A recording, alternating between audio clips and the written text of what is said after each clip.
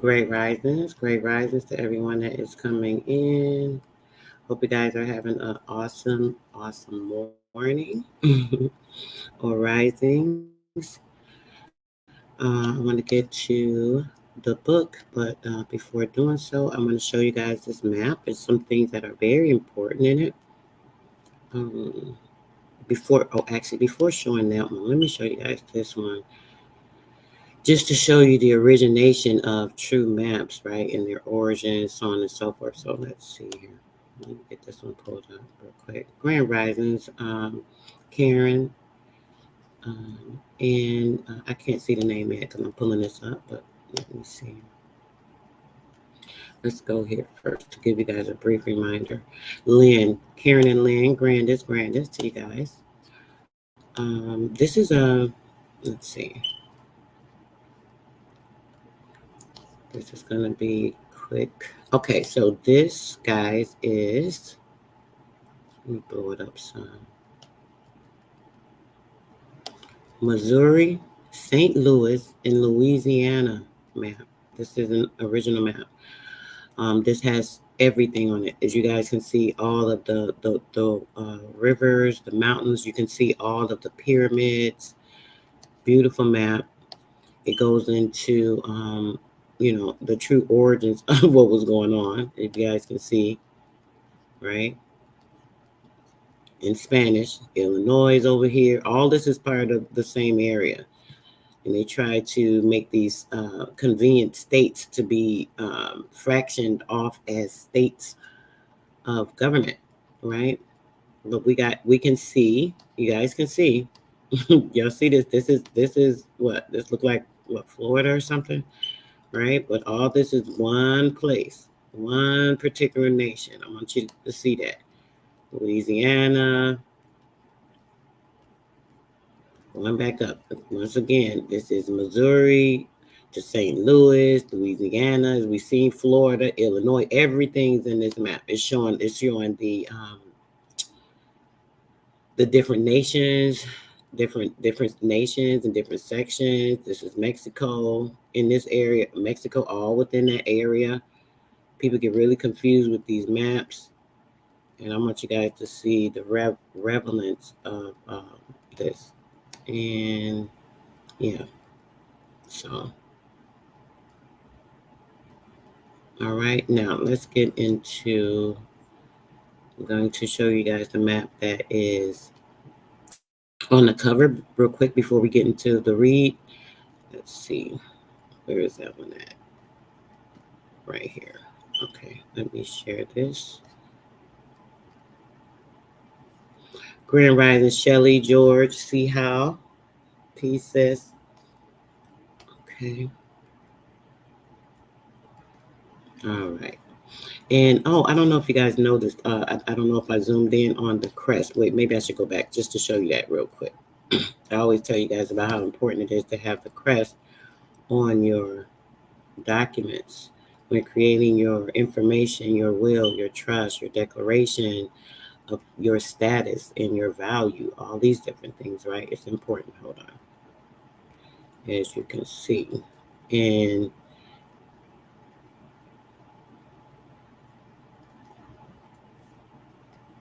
there we go. There the crest. Put your good old Indians in there.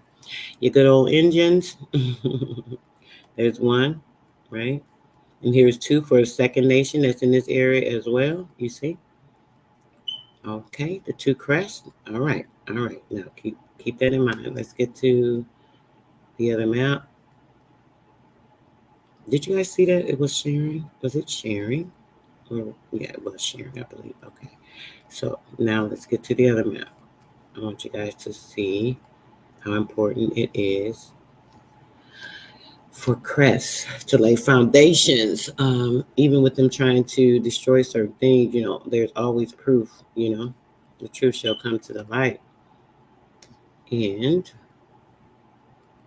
I want you guys to see all these crests. First, I'm going to zoom back out. As you can see, the pilgrim, look, was the pilgrim of the Mayflower, right? The pilgrims of the Mayflower. Why is it not going in? Okay, there it goes. Pilgrims of the Mayflower. Yeah, the Gulf Coast. Exactly, George. Everything is on that map, like literally. Look, this is showing you guys. This is this map, right? The Pilgrims of the Mayflower. Okay. Now let's look at these crests.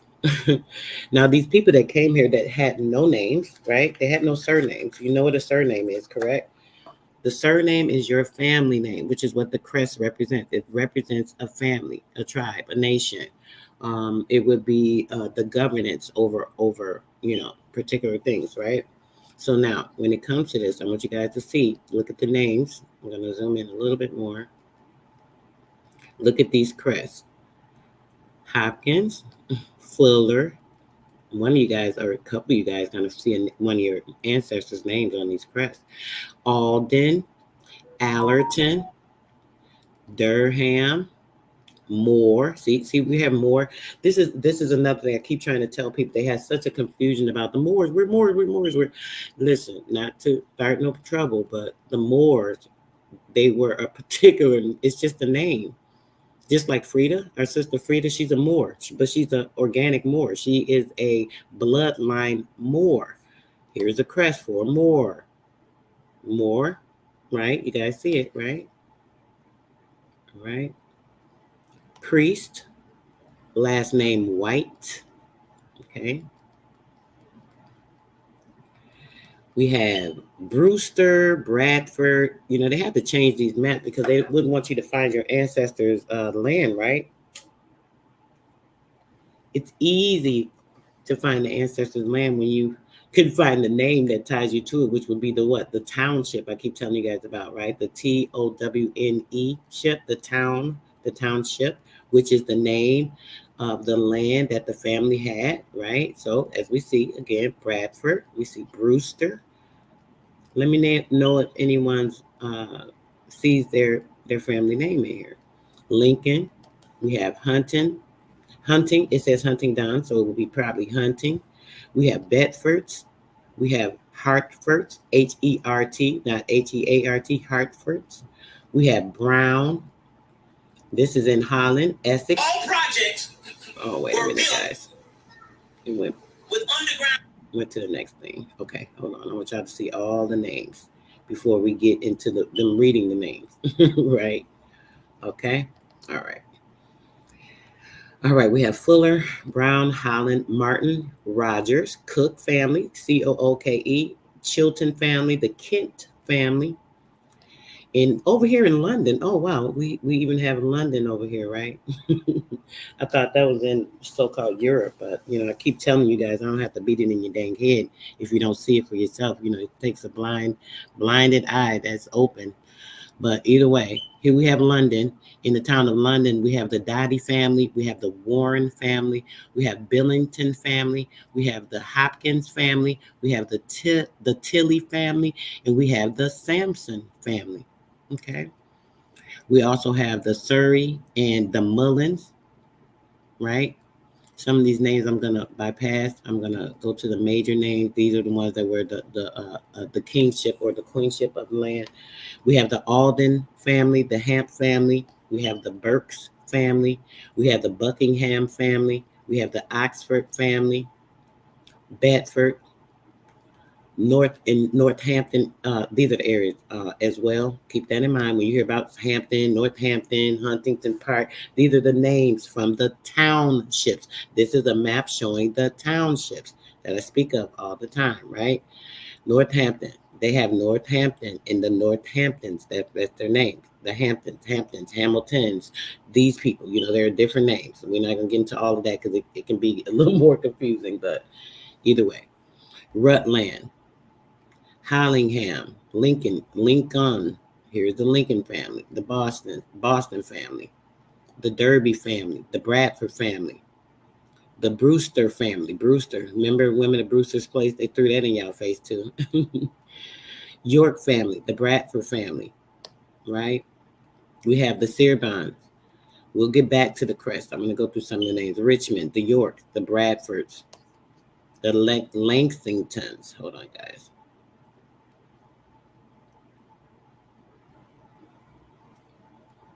I swear this thing's so sensitive. The Warwick family, the Winslow Soul, Soule, the Winslow Soul, Gloucestershire, Eaton family, the Chippewa. Here we go, the Chippewa family. Here's the Chippewa. Still got some of those indigenous names, huh? Chippewa family, right? Salisbury, Dorset, the Dorset family. I just worked with somebody that took a class with Dorset name. Devon, Bradford. Here's the priest they have over here in Cornwall. All right. Now, this is England and Holland. England and Holland. Now, remember, they talking about the British Sea. The people came over through the pilgrimage. Remember, they didn't have names. So remember, they talking about England and Holland. All these names, England and Holland. We were just showing you London, all of that, right? Check this out. All right. Okay. What you got to see? Where is the? It's more names. I'm gonna have to show real quick. On the crest mainly. Okay. All right. So now, Soul. We saw the Soul family over there. Here's the Soul family crest, right? We have the Rogers family crest. We have the Howland family crest. We have Warren family crest. Cook. I know Warrens and Cooks. Hold on a second. Going into. Okay. Let me go a little further. Okay. And then here's the crest for Brewster's, Bradford's. Just showing you the townships. The townships have a family crest. The crest is what the governance going into the kingship. This is why I've shown you guys these castles, and the castles will have the crest on them, right? I don't know if anyone listening has seen those, but Winslow, the Standish crest. There's the Standish. Here's Westmoreland. Remember, we have the Moor crest, right? And here's Westmoreland, one particular area, Westmoreland. Moreland, okay? Cumberland, Northumberland. Now we have the Allerton crest. We have the Alden crest. I showed again earlier the Fuller crest. We have the Hopkins crest again, the White, the Priest, and the Moor. Okay, so there's another crest here, but the name is not on there. So it was a land that may have been like a desolate land. They may not have dealt with people. It might have been more of an isolated place, so on and so forth. Right? Keep that in mind. All right, guys. We're about to get into the book. Well, I got a couple of books I want to show you guys, so we're going to start here.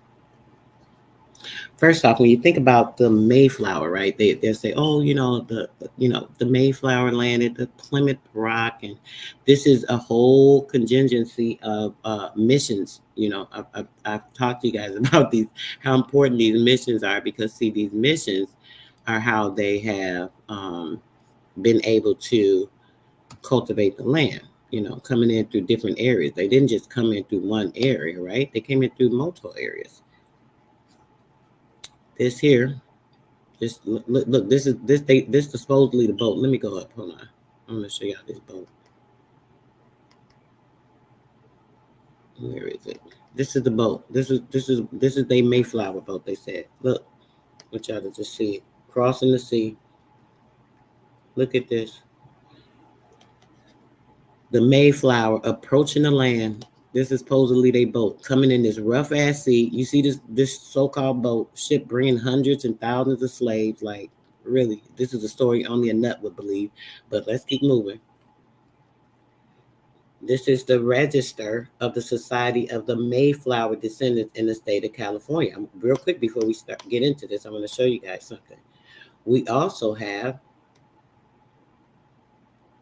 the Mayflower Compact and its signers with the facsimils and all, right? This is a list of the descendants coming from, let me see which one this is. I think this one may be Arkansas or something. Hold on.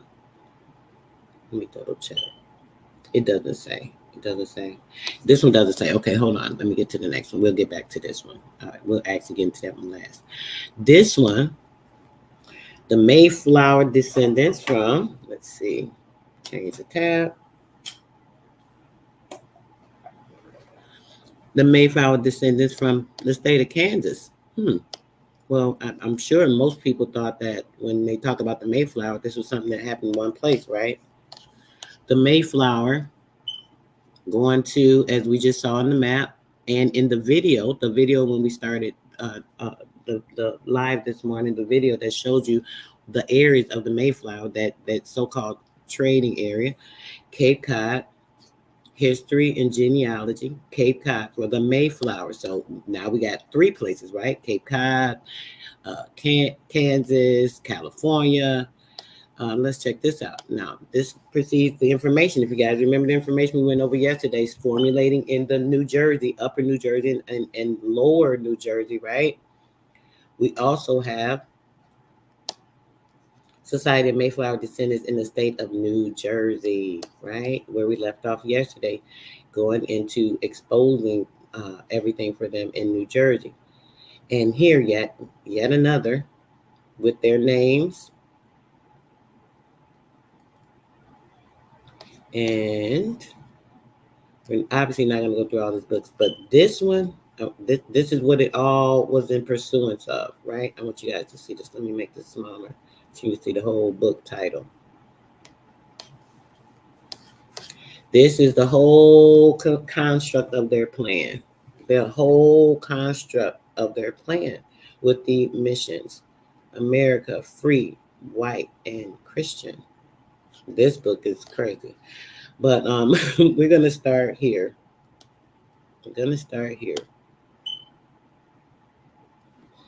So, the registry of the Society of the Mayflower Descendants in the state of California. Let's get into some information on these people, right? We're not going to read the whole book, of course, but I want you guys to see some of these names. You guys remember the names that you just saw on the maps that were here prior to these people even setting foot on the land.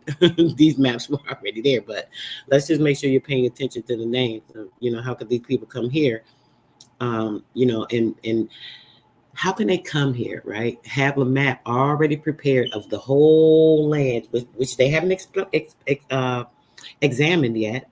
They haven't had a chance to excavate all of the areas of the Americas, but they're able to come here and already have a map. That now, let's just think if that makes sense. Let's start there. So they're able to come here, have a map, be able to know where they're going to cultivate this, and that. That's like no way possible. America is like so freaking huge. How could they do that?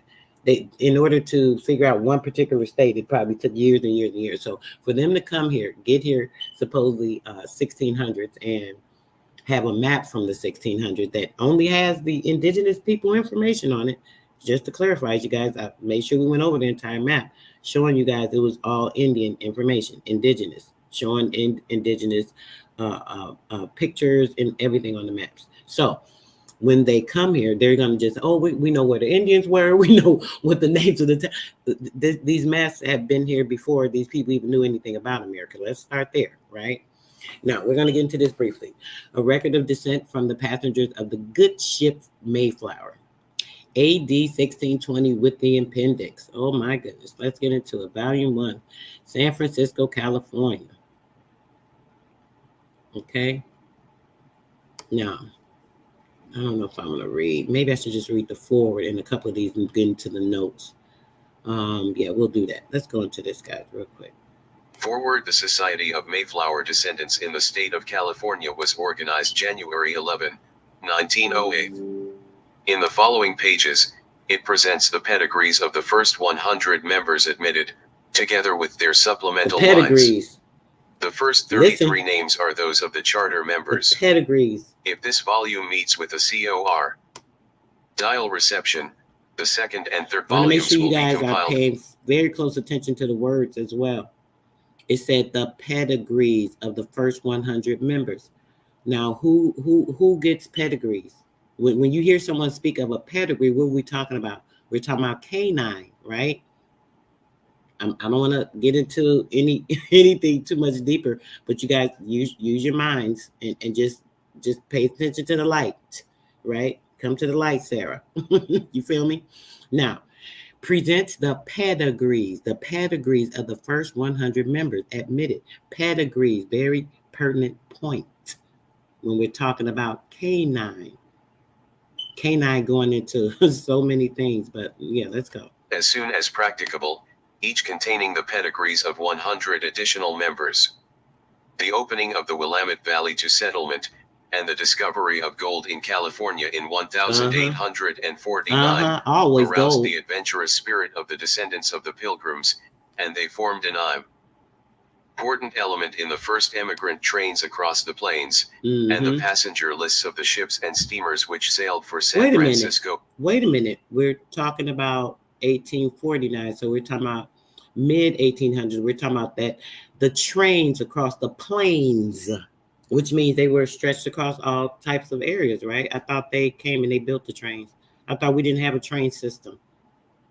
Come on, y'all. Make this make sense. Pay attention to detail as well as we go through this book. Let's go. Bay. The early settlement of new territory is often shrouded in mystery, for the demands upon pioneers leave no leisure for the making of records. Hence, this society has endeavored to preserve in this volume some account of those of the old stock who settled the newer states whence they came, how and when. The appendix contains copies of records not previously printed, and it is hoped that the second volume will comprise a still larger proportion of such material. The index includes all the names in the pedigrees and the appendix, constituting all the names in the pedigrees. Finding list of Mayflower ancestry which is unusually comprehensive. Such a publication as this cannot be in general demand, but it is hoped that the support given it may justify the Society in authorizing additional research, to the end that records still existing may be traced and printed before they shall be lost irrevocably. Herbert Folger, historian. Berkeley, California. Real quick, when you're thinking about the pedigrees, what does that put you in the mind of, right? Think about that real quick. The pedigrees. I want somebody to put it in the chat if they understand the significance of them talking about the pedigrees. Let's go. I want to see if you guys are like comprehending this. December 1916. 5. Officers of the Society to December 1912. Governor Charles Mills Gailey, Doctor of Laws, Lit. D. January 11, 1908. Deputy Governor T. George Willick Spencer, January 11, 1908. April 2, 1908. Franklin Bangs, November 14, 1908, Elder, the Rev. Sanford Taylor Brewster, May 24, 1912. Captain, Miles Standish, January 11, 1908.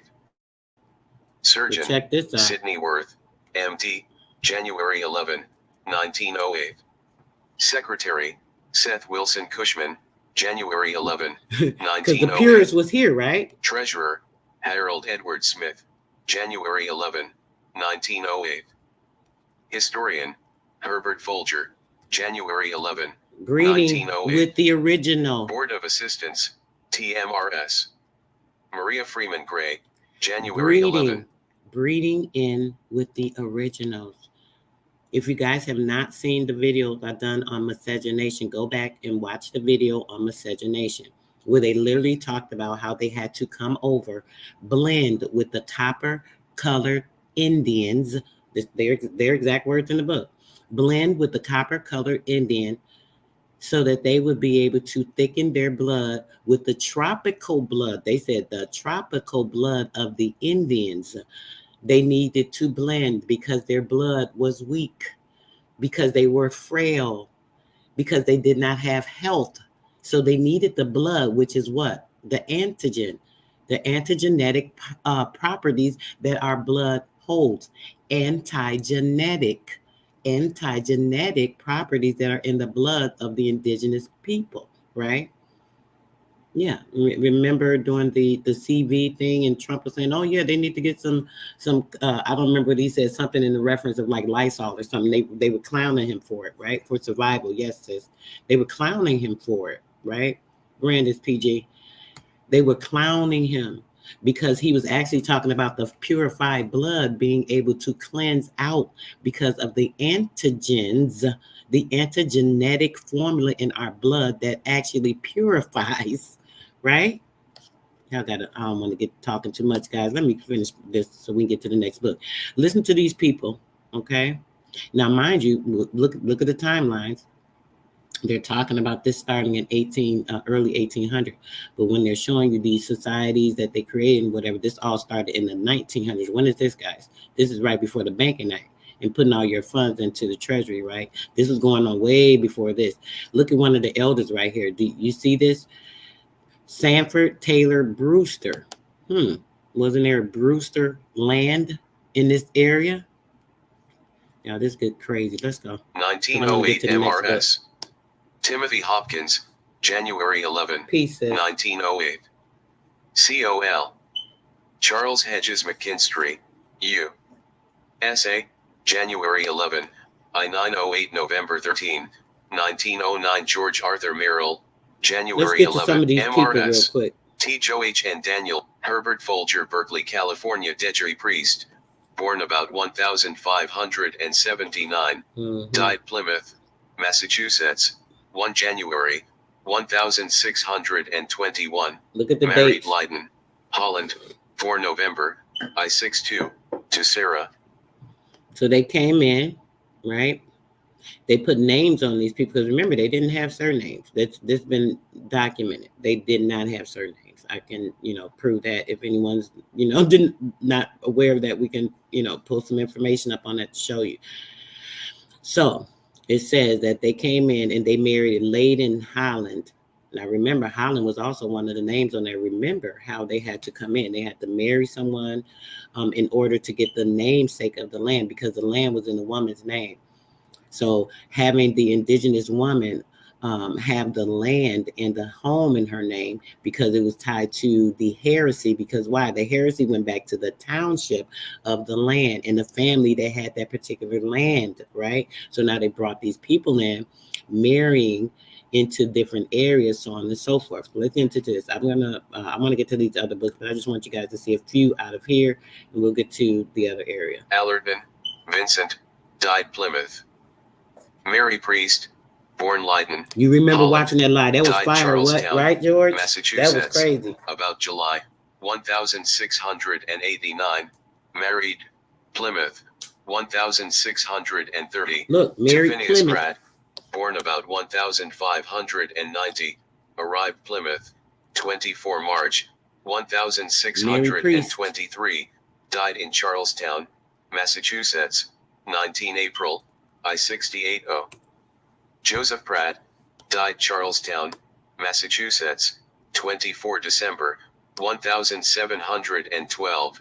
Married 12 Holland, February huh? We just saw Holland on the map too. 1674 to 5. To Dorcas Folger.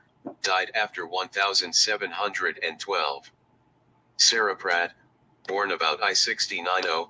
Died Nantucket, Massachusetts. 27 June. 1762. Look, y'all. Married Nantucket, just so y'all can Massachusetts. 20 January. Look how many of these 1714 people to 5. it is, y'all. To It's Jeremiah 200 some Coleman. pages. Look at these Died people. Nantucket. 4 January. 1730. Enoch Coleman. Born Nantucket, Massachusetts. 24 March. 1724 to 5. Died Nantucket. 15 January. 1799. Married Nantucket. 5 January. 1748. To Mary Myrick. Born Nantucket. 17 April. 1731. Died Nantucket. 14 November. 1815. Lydia Coleman. Born Nantucket, Massachusetts. 4 December. 1757. Died Nantucket. 29 August. 1833. Married Nantucket. 19 July. 1778. To Charles Folger. Born Nantucket. 26 December. 1753. Died Nantucket. 4 September. 1818. William Folger. Born Nantucket, Massachusetts. 7 November. 1785. Y'all got that book, right? I want to move on to this next book. It's so many, y'all. It's like 200 pages. It's crazy. Married Nantucket. 5 May. 1808. To Lucy Folger. Born Nantucket. 23 February. 1789. Died Nantucket. 17 December. 1855. All right. Let's get to this real quick. The Mayflower Compact and its signage with the facsimiles. And a list of the Mayflower passengers from when 1620 to 1920. Oh, wow. That's 300 years, right? 300 years of Mayflower damn slave. 300 years of slave. So we go from 1920 to 2020. That's 400 years of slave, right? That's when the treaties were broken. That's when everything was over. That's when these people, they started falling. Everything started coming to the light, because after the 400 years of slave, there are certain contracts and treaties that they tried to hide that said with the 400 years of slave plan, everything needs to come into effect. So now, boom, what they did, they pushed the UNDRIP and the ADRIP.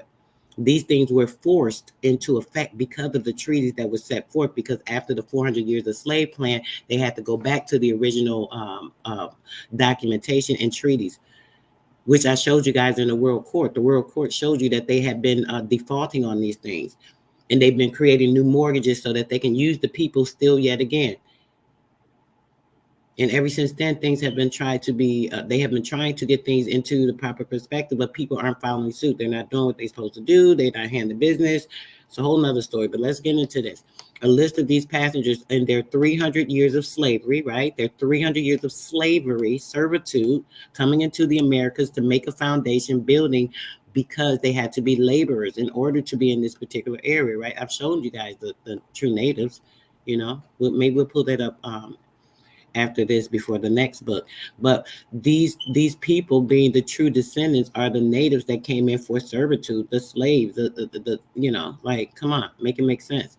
300 years of slavery, going up to 1920, being able to cultivate now into the trust and set up the system of birth certificate, using and creating your civito mortuus, which is the dead man walking in a straw man via your nativity, right?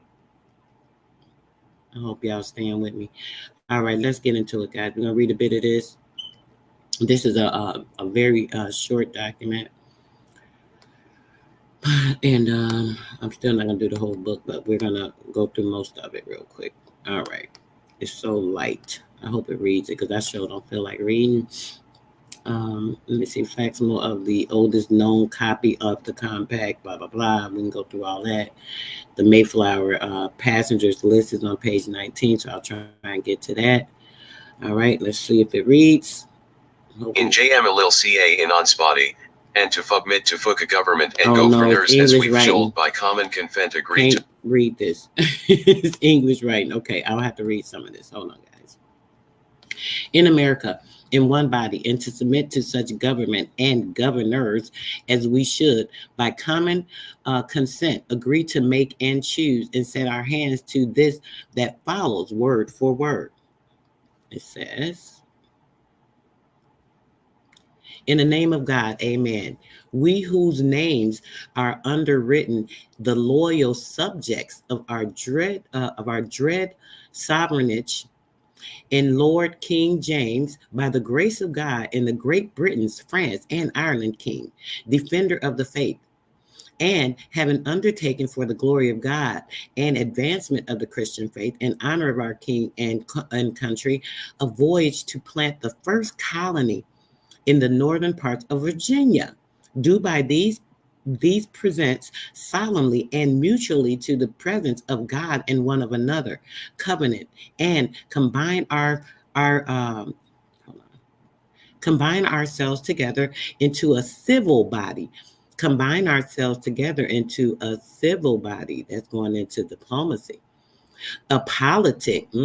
A simple politic, a body politic, for our better ordering and preservation and preserving, and furtherance of the ends aforesaid, and by virtue hereof to impact, to constitute, and to frame such just and equal laws, ordinances, acts, constitutions, offices from time to time as shall be thought most meet. And they got all these words run together, guys. I'm trying to read this the best I can and get through it quick as I can, believe me. Be thought most meet the convenient for the general and good of the colony, unto which we promise all due submission and obedience, in witnesses thereof we have hereunder subscribed our names. We talking about Cape Cod. I have the Cape Cod records as well, but so we'll get into that.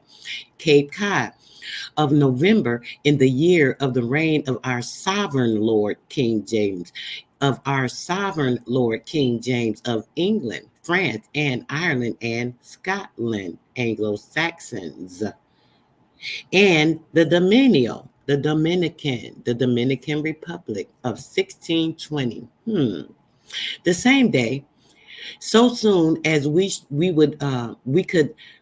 set ashore, our men were armed, with some to fetch wood, for we had none left, as also to see what the land was, and what inhabitants they could meet, which they found it in to be a small neck of land on this side where we lay in the Bay Area, and the further side of the sea, and the ground of earth, sand hills, talking about mounds, which like the downs of Holland, much better in the crust of the earth.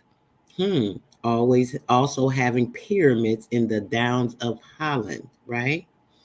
Also, the crust of earth, and spits a depth that is excellent in the black earth. When you know it's a black earth, that's the richest soil. If you don't know, the darker the soil, the darker the berry, the sweeter the juice. This is where this comes from, because the darker the soil, the better the soil, the more minerals, the more enriched it is, the more you can flourish in that area, right?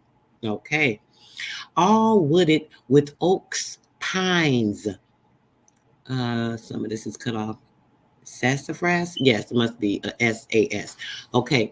With oaks, pines, sassafras, juniper, birch, holly, vines, some, and walnut, wood for the most part open and without underwood, sit either to go on and to ride at night our people reach until our people return. Yeah, I ain't gonna do too much of this reading, especially when it comes to this English reading. It'd be so annoying. Okay, boom. That was just the letter from then. Now we can read it. It can read it. Okay, let's go, guys. It went back to regular. That was a page. This was showing a page out of the actual page out of a document that they have in America, showing what happened in America, page 3. So I thought the whole thing was going to be that. I'm like, we're going to get to the next book, but we can read some of this because this is a very short one. Let's go. And its signers, where is the original Mayflower Compact, with its 41 autograph signatures? How has the text of the compact been preserved to the present day? Peace. How have the names of the signers of the compact been handed down to us? The first of these questions cannot be answered, as I have not found, either in print or in unpublished records, any statement which indicated a knowledge of the location of the original manuscript of the compact, after April 1621, or even proved its existence after that date. The only later entry I have found, which might possibly refer to the original compact, is in the Plymouth Colony records, under date of 15 November 1636. In the record of a meeting of the governor, assistants, and others, as a committee to prepare a revision of the laws of the colony, we read, now being assembled, and having read the Combinaken made at Cape Cod the 2 carat H of November 1620, the 11th but of there November. is nothing in this record to indicate that, when they read the Combinaken, they had before them the original document. They may have had only an official copy of it. Only a copy. According to the old style calendar, then used by the English, the Mayflower reached Cape Cod Harbor, now Provincetown, Massachusetts, on Saturday, 11 November 1620, which was the same day as Saturday, 21 November 1620, according to the new style calendar, with which the Pilgrims had become familiar in Holland, and which the English government finally adopted in 1752. It is incorrect, therefore, to claim that the 300th anniversary of the signing of the compact will fall on Thursday, November 11, 1920, as 3 full centuries from the date of the signing will not be completed until Sunday, 21 November 1920. Ending of the contract. As the Mayflower passengers had been forced by circumstances to settle outside of their original grant from the Virginia Company, they drew up and signed, before they landed at Cape Cod, according to Governor Bradford's pleasetory, a combination which was Wycarate first foundation of their government in this place. All right. Let's get to more detailed information on Cape Cod. Grandis Batista, Pieces, thanks for joining. Okay. All right. Now, Cape Cod. They said a history and a genealogy, right? Actually, I'm going to lower. Okay, hold on, guys. The history and the genealogy. Let's look at some of the genealogy here, right? All right. The genealogy in history. Stephen and Giles Hopkins. I know y'all know plenty of Hopkins. The Giles, I grew up with some Giles, and I worked with some a person named Giles. Mayflower passengers and some of their descendants, including an Eldridge line. Let's get into these descendants in the so-called Eldridge line, right? On Cape Cod that they were just talking about.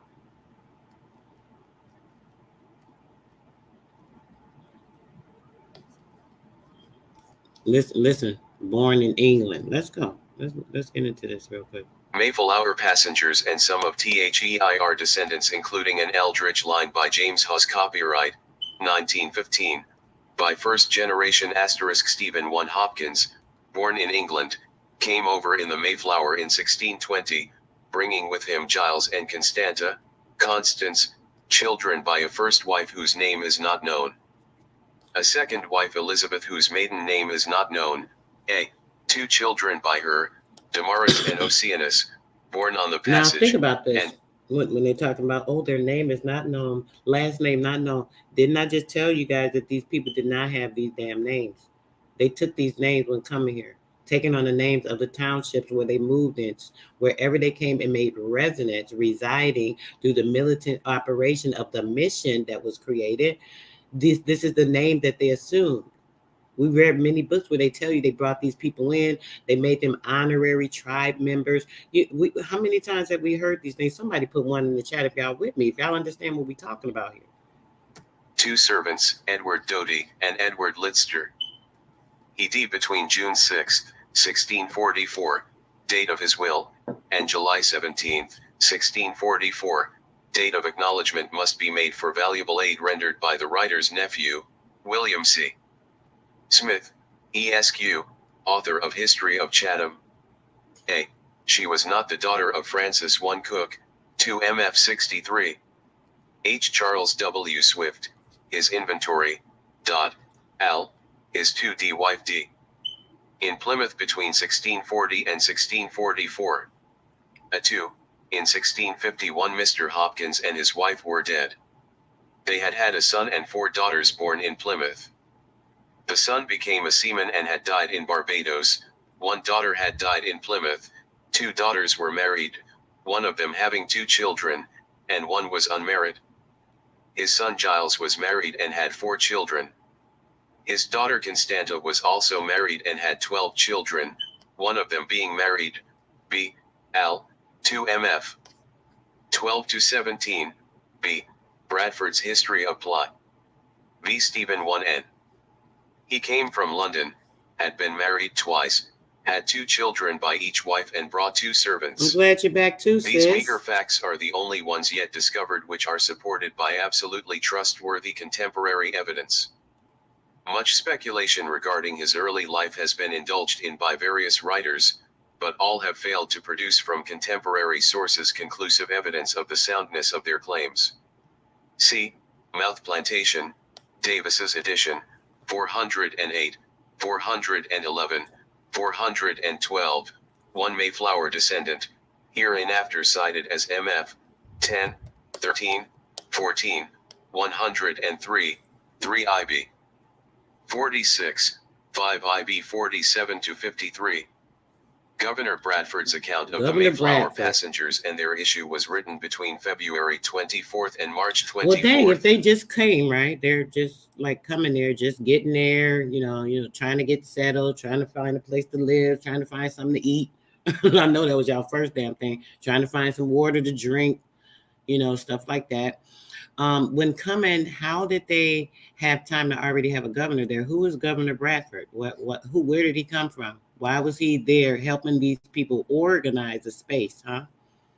Didn't we read that these people were coming in and they said, hey, okay, we can allow you to come in and you can bring a couple of people over for servitude. These people may let them work on their farm because, the people of the land over here been tilling their own land. But, maybe if you want to bring a few people over here, they could work it off. They can make a 5 or 7 year contract, a 5-year contract for the youth and a 7-year for the adult. Remember, they said that they, if they were a child, they can only do a maximum of 5 years, and then it would be 7 years for the adult, right? So now who remembers that this is what was going on? We're thinking about what happened. So Governor Bradford is like, yeah, you're bringing in 100 people. Okay, so boom, you can get so many people. This particular farm over here in Virginia, they said they'll take on 15 slaves. They'll take on 20 slaves. They got to work with them under the servitude for about 7 years. We're going to create this contract, this labor contract, basically, right?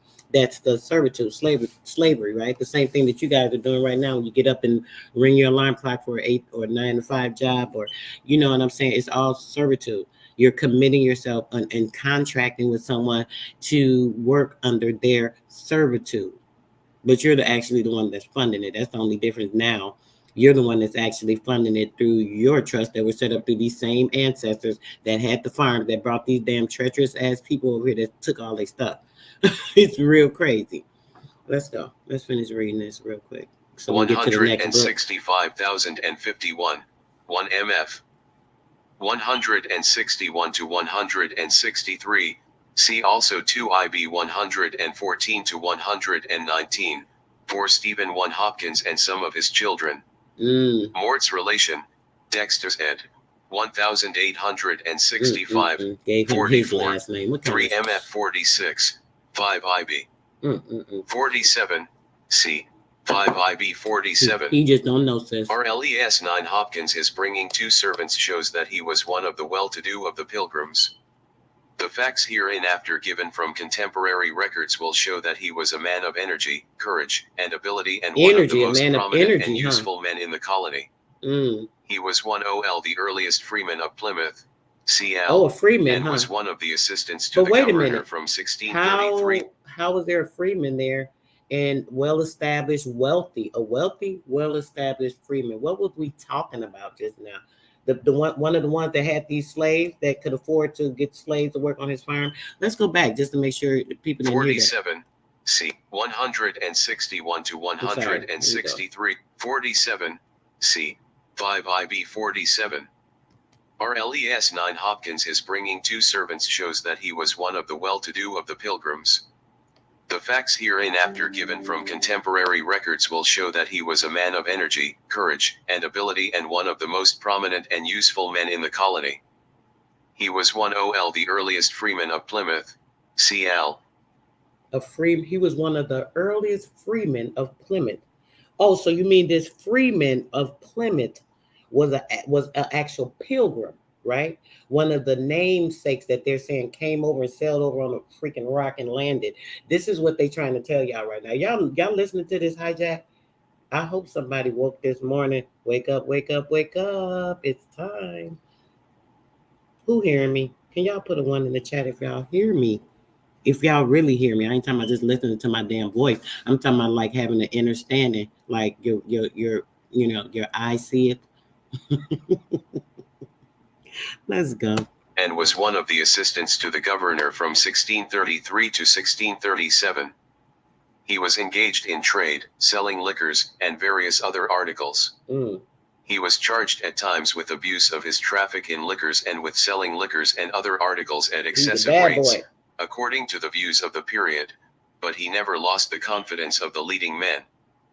He was not without kindness of heart, as appears from his petitioning for the release of his servants from cruel punishment.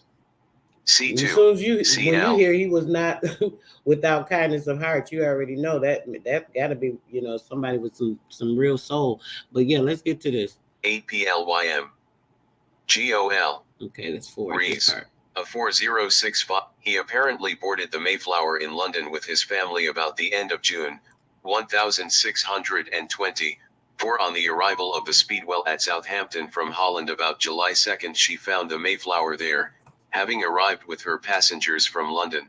Oh yeah. They sailed from Southampton August 5th, but by reason of the claimed unsafety of the Speedwell, they put into Dartmouth. After some repairs, they put to sea again, but after they had got above 100 leagues without the land's end, the master of the Speedwell complained that his ship was very thigh. They were sentenced by the whole company to have their heads and feet tied together and so to lie for 24 hours without meat or drink, but within an hour, because of their great pains, at their own and their master's humble request, upon promise of better carriage, they are released. Only the one that bought the slaves, I would by think. The governor. Chronological History of New England, it's by New Thomas England. Prince, ed. of 1826, 190, 191. Doty D. at Plymouth August 23, 1655, leaving issue. 3 MF. 87, Lidster, after the termination of his service, went to Virginia and be there before 1600 and... Termination of his service, which is what? Servitude? Slavery? 51. Bradford, 414.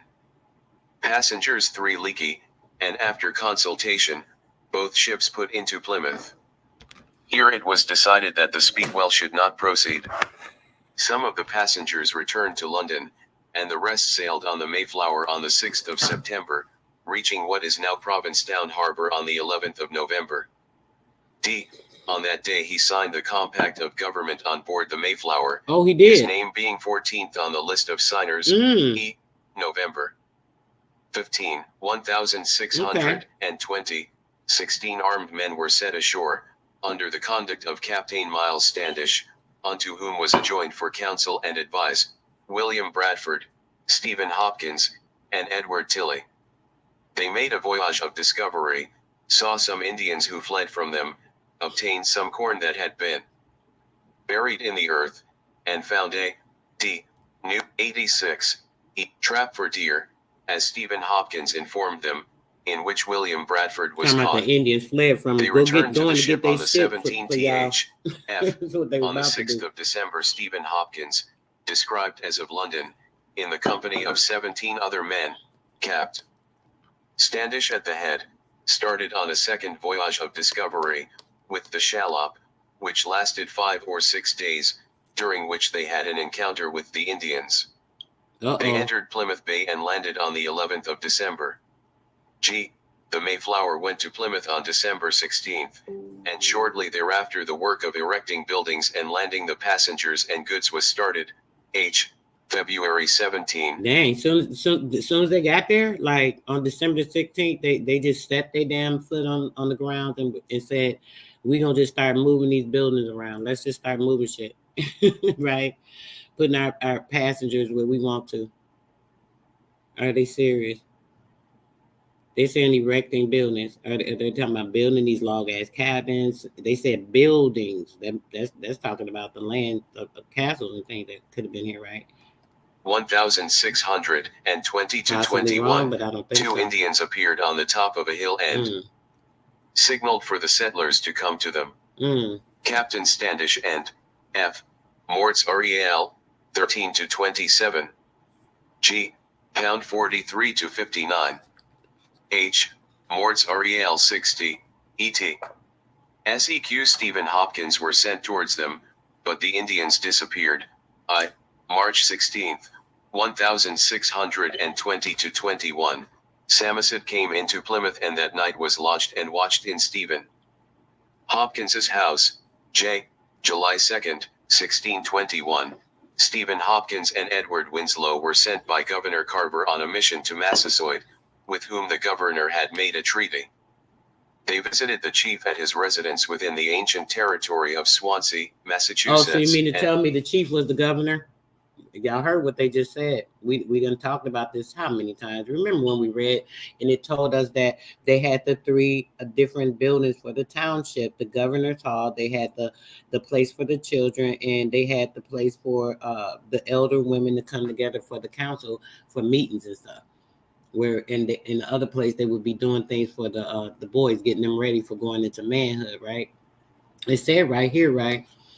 It said the letters, what have you, they were sent, by Governor Carver on a mission to Massachusetts, in whom the governor had made a treaty. The governor made a treaty. They visited the chief of the residence. So in order for the governor to enact with the chief, that would mean that the chief had to be the governor of the area, because a governor was only going to, be talking to the next governor about business he want to do in his state, right? We have to make sure we understand it. That's very clear, but yeah, let's go. In the present town of Warren, RI, and had a satisfactory interview. They had the assistance of Tisquantum, Squanto. On their return, after considerable hardships, they arrived at Plymouth on the 7th of July, In 1623 Stephen Hopkins received 6 acres in the division of lands, his allotment lying on the Morts Rel. 81. South side of the brook to the woodward opposite to the lots on the south side of the brook to the baywoods. Between him and John Howland were the lands of Hobomacan Indian, May 22nd, 1627. It was decided that the cows and goats belonging to the company should be divided and kept for 10 years at the care and expense of those to whom cows and goats bring this disgusting, nasty crap over here. Like, who wanted y'all to divide that amongst our people? Getting rid of our buffalo, the copper animals. Like, the buffalo, they have a copper composition. So this is why, this was our animal. They bring in goats. Goats are from the mountains. They giddying up across the damn cold ass mountains. That ain't nothing for us to be putting in our mouth. The cow is nothing for us to be putting in our mouth, coming from the cold lands as well. They were allotted, and that the old stock and half the increase should remain for common use to be divided at the end of the term or otherwise as occasion falleth out. The other half of the increase was to belong to the allottees.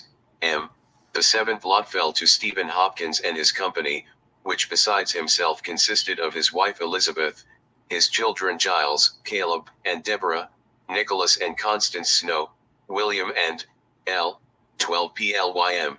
Colonel Rees. 4. 1 MF 227 to 230, New England's Memorial, 31. M. 12 PLYM.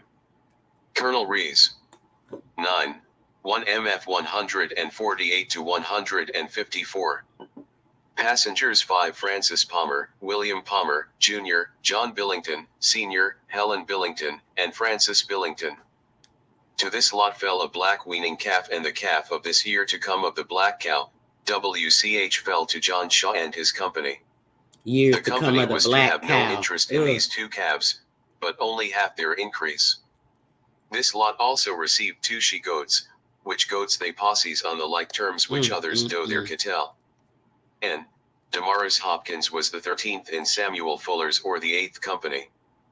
This company received the red heifer and 2 she-goats. O.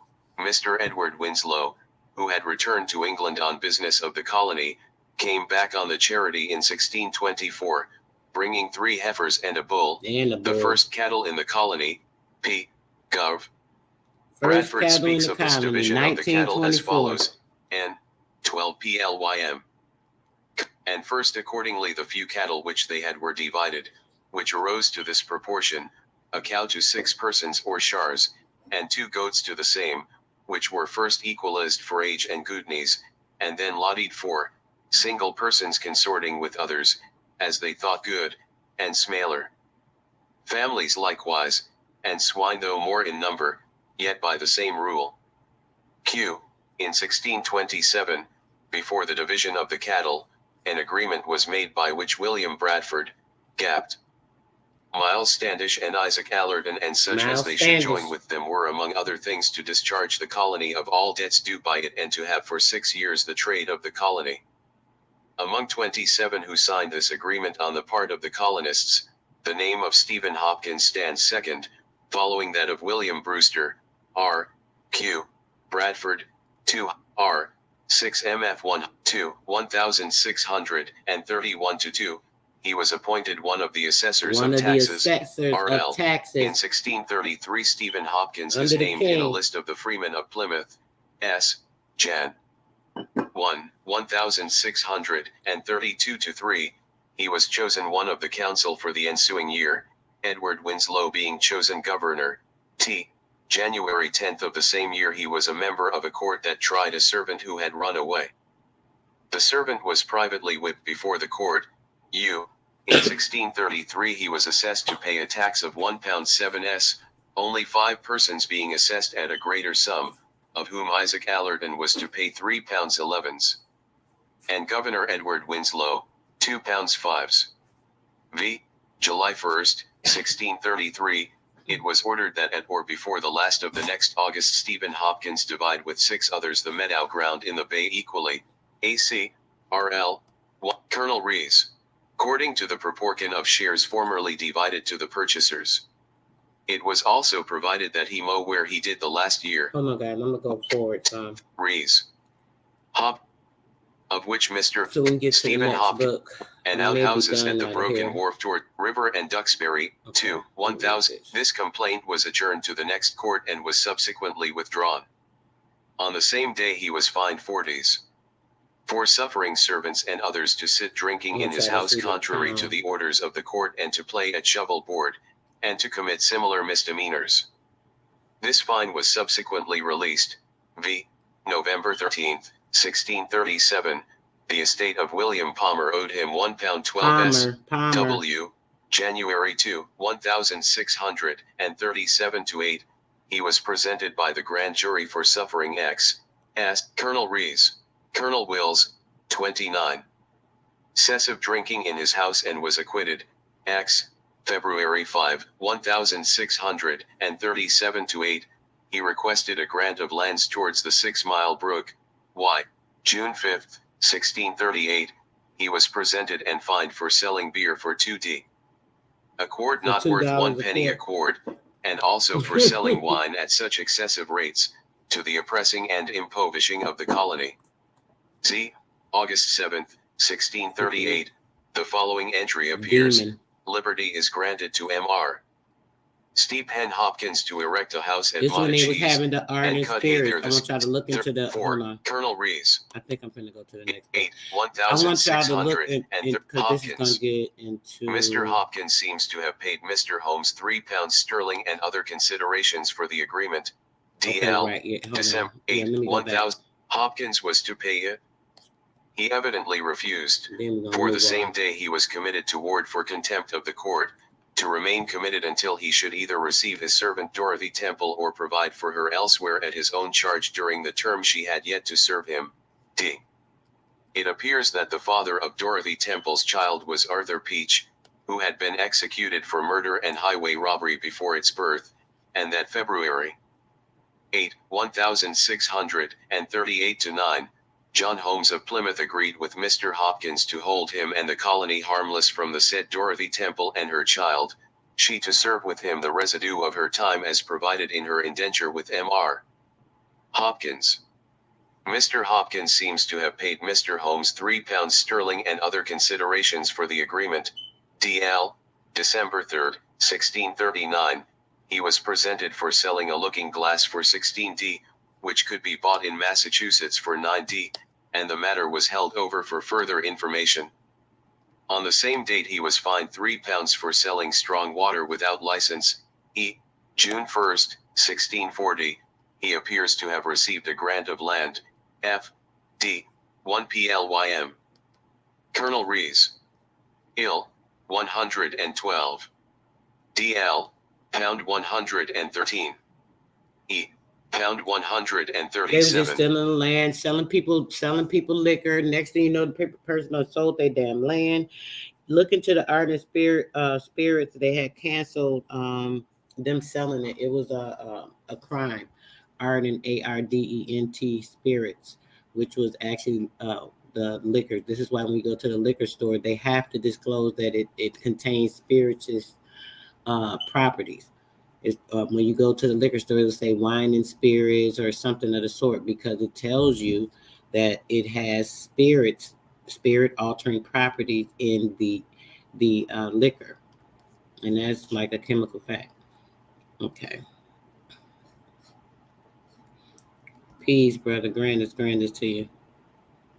Yes. So these people, they say Mayflower descendants. Now, remember, these people didn't have no names. It's crazy to me how they have blended these names in with these people that came here from all these so-called different places, but they got all these names from America. They'll say, "Oh, these are English names." They're not English names. These they're our names, and you guys took our names. So how did y'all come here with the names that we have? These are our names. And when we look at these names, you guys remember the map, right? Do I need to pull the map up again real quick? Let me pull the map up for anybody that didn't see it real quick. I'm gonna pull it up real quick so you guys can see the names of the townships that were here before this 16 period. And they're saying when the Mayflower people came here, they created these lands or whatever. How could you create this map that had nothing to do with you before you even came here? Okay, so let's see it real quick. We're gonna look at the map so you guys can see the names on the maps and see that they coincide with the names of the people that so-called came here, but these were townships that were already here before these people got here. Like, it don't make sense. Can somebody make this make sense? See, they say that this is the pilgrimage of the Mayflower. These are all the pilgrimage of the Mayflower, right? You see buffaloes, you see they got these little angels where they saying they draw the line and putting the names or whatever. All this is Holland area. You see these people coming in trying to cultivate the land. It says England and Holland, but they come in, they cultivate. If you come in cultivate, why would it be called England and Holland? Why is it called England and Holland? Okay, it's called England and Holland. Here go the British flag, right? We see crest, right? Who has crest? The royals of the land. We know who the royals of the land are, so it can't be them. You can't be coming to a land and be the royalty of everything, saying that it's a different place on a small ass little island called Europe. Talking about this is England. Like when we've been here, we the ancient land, and then y'all talking about y'all England, but we New England over here. But what? Come on, make this make sense. Okay, let's look again. Y'all see these are the crests of these are the names of the townships that were in the areas, right? Let's look at some of the names real quick, and then I'll show you on the map. Rogers, Soul, Holland, Warren, Cook, Brewster, Bradford, Winslow, Standish, Allerton, Allen, Fuller, Hopkins, Priest, White. These names go back. People have traced their ancestry back to these names being here before these people was even thought of, and we knew where the hell they came from to try and invade something. Alden, Durham, Priest, White, all these names. These are the names of the people. So see, these are the names on the lands that were already here, right? Fuller, Norfolk, Folk, White, Suffolk, Brown, London, Martin, Chile, Cook, the Rogers family, the Mullen family, the Alden family. Then we have London. Here's old London in the pilgrimage, right? We have Dottie family, Warren family, Billington, the Hopkins family, the Tilley family, and the Sampson family. We also have the Burke family. We have the Oxford family. We have the Buckingham family, the Hartford family, the Bedford family, right? The Hunting family or Huntington family as well. They'll interchange names. The Warwick family, the Winslow Soul family, the Hereford Hartford family, the Wilts, the Somersets, the Dorsets, the Devons, the Priest family, the Glam Morgans, or any put a hyphen there, any Morgan family, the the Carmarthen family, the Pembroke family, the Cardigan family, right? Cardigan, right? The Becknock family, the Badnor family, the Montgomery family. Montgomery, I know so many Montgomerys. Here we have the Moore family, remember? And then there's a Moore shipland. Let me see, what is that? Moore, where is that one at? There's another Mooreville, I think they have. So it was a few Moors town. This is where people get into, the Moors, yes, but it was just a town. Where the heck is the Moore town at? Let me see. Somewhere around here, I thought. Let me see. I'm overlooking it. Well, if you guys go back, we did zoom in on it because I don't see it now for some reason. I don't want to spend too much time, but yes, the Laneshire family, the York family, the Hull family, the Moore. Here we have the Moore, More again. Here it is, Westmoreland, the Moorland. We have Moorland. We have the Moore family, and then we have the Moorlands.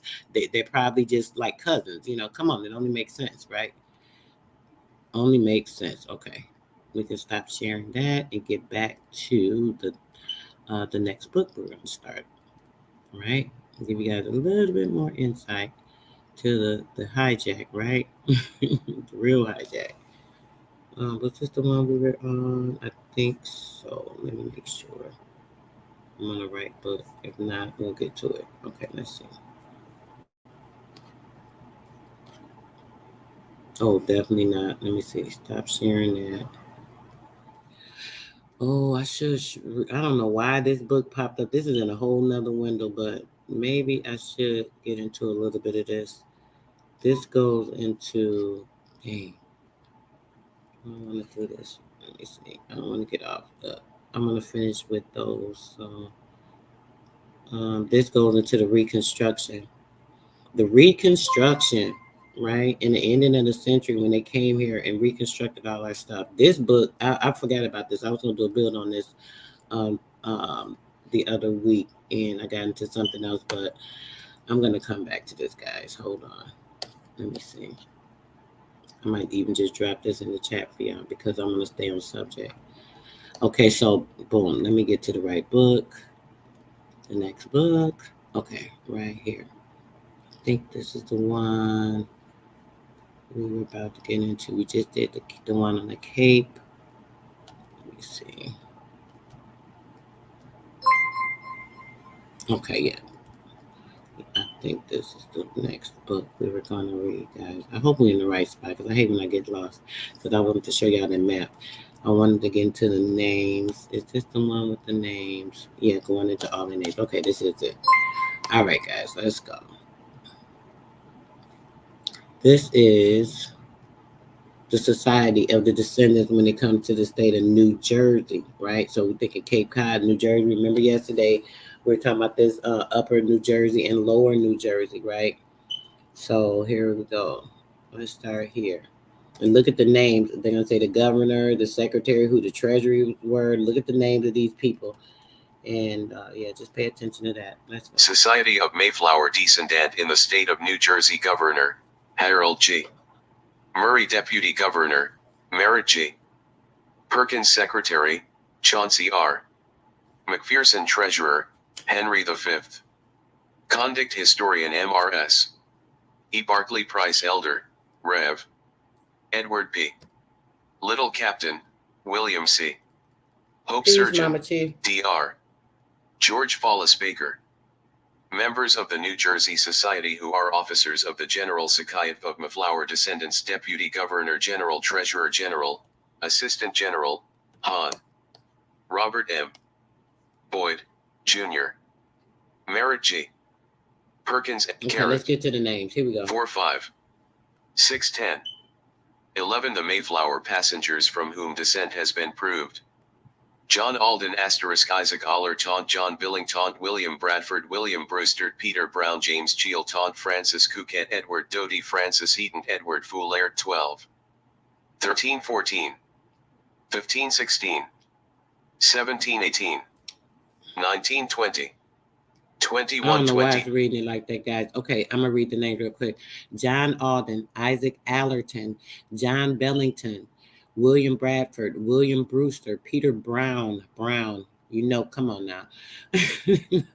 Y'all came across the water with the name Brown. Let's stop playing with us. James Chilton, Francis Cooke, Cooke. All these, y'all remember, just shows y'all the map with all these names.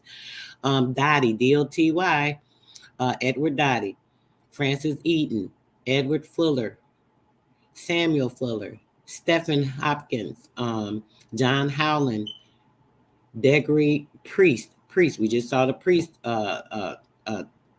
crest, right? Thomas Rogers, Henry Sampson. We saw Sampson crest. George Soule. We saw the Soule crest. Soule. Remember, I showed you guys the Soule, the Soule crest, and it says George Soule. And we've read George Soule, that name, in a book. I can't remember which one, but we definitely went over something where it was talking about how prominent he was, blah blah blah. Okay, Miles Standish. We've heard that name plenty of times before. Miles Standish.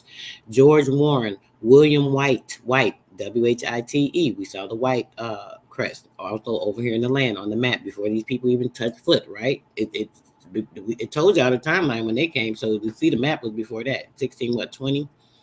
Edward Winslow. Even if they got here at 1620, y'all built the whole map of the area and y'all just now getting familiar with it. Make that make sense. Okay.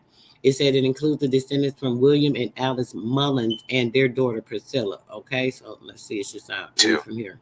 Dr.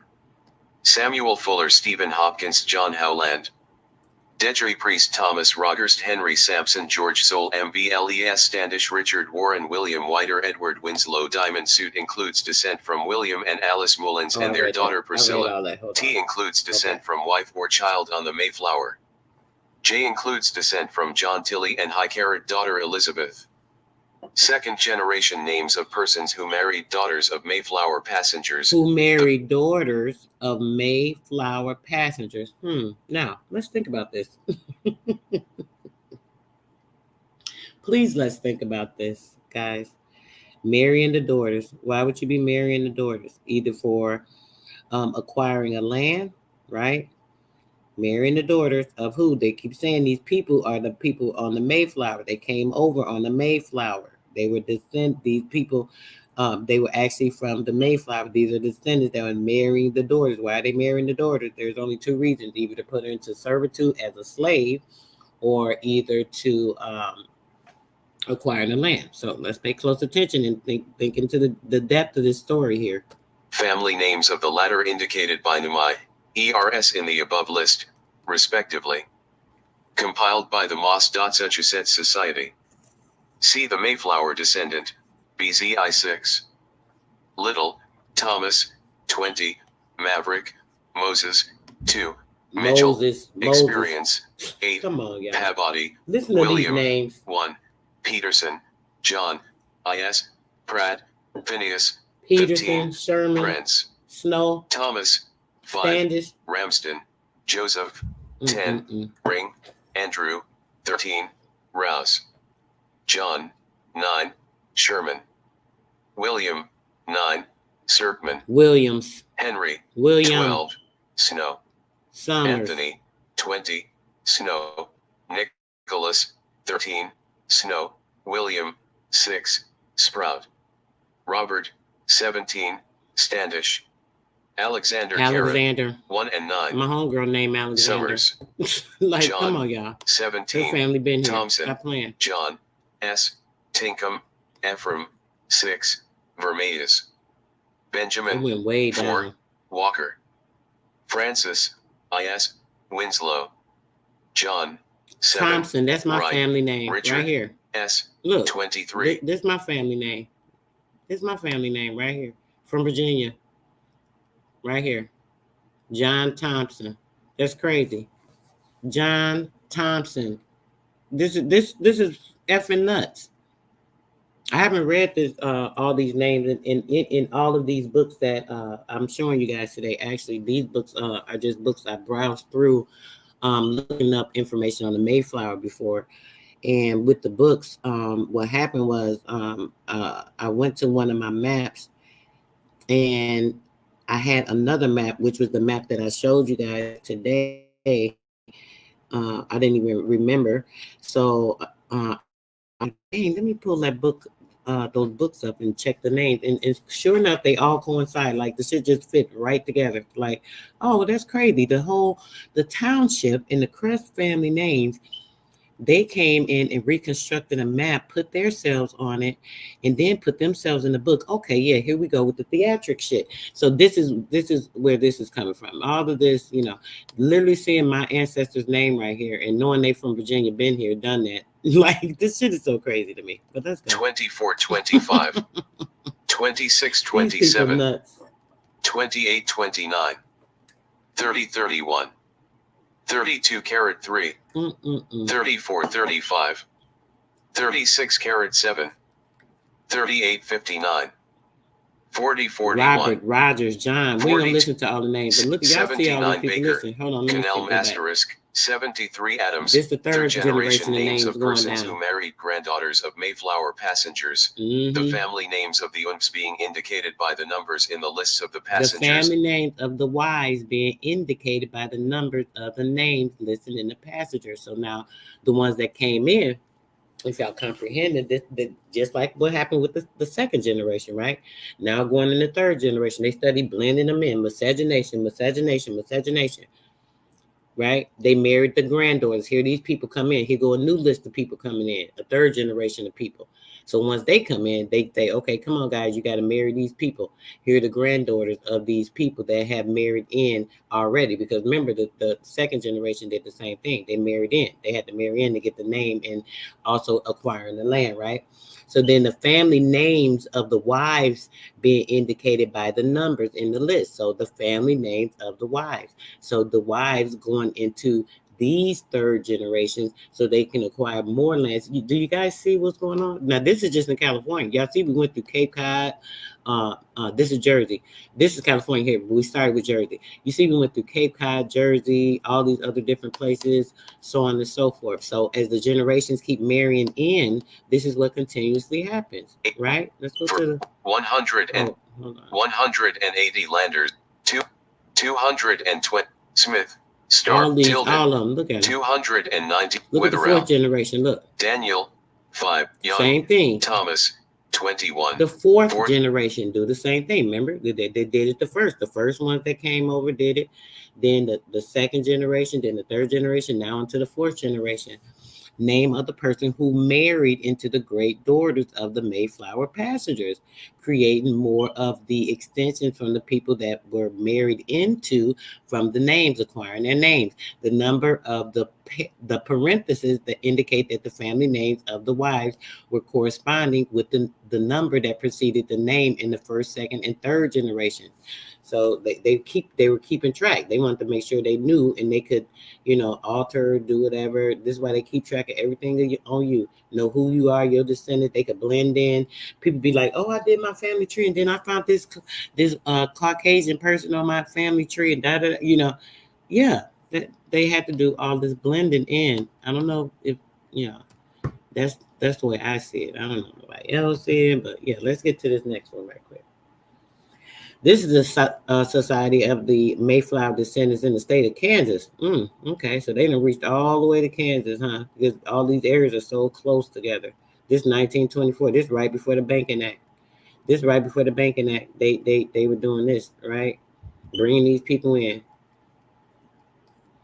All right, let's go. Let's check out what they're doing here.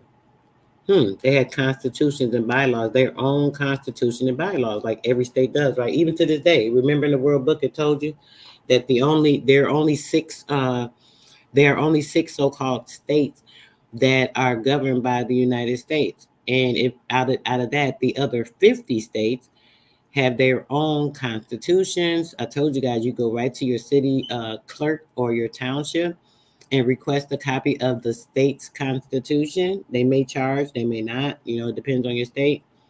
And yeah, see what the laws that are applicable to you. So when someone tries to violate you, they can't violate you.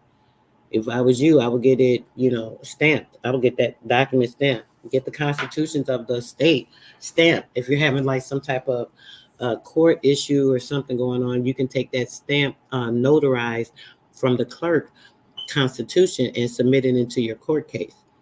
Making sure you're satisfying them with the laws that apply to you, right? All right, let's go. We're gonna start this with the Constitution and the bylaws, with the list of the officers and the members, right?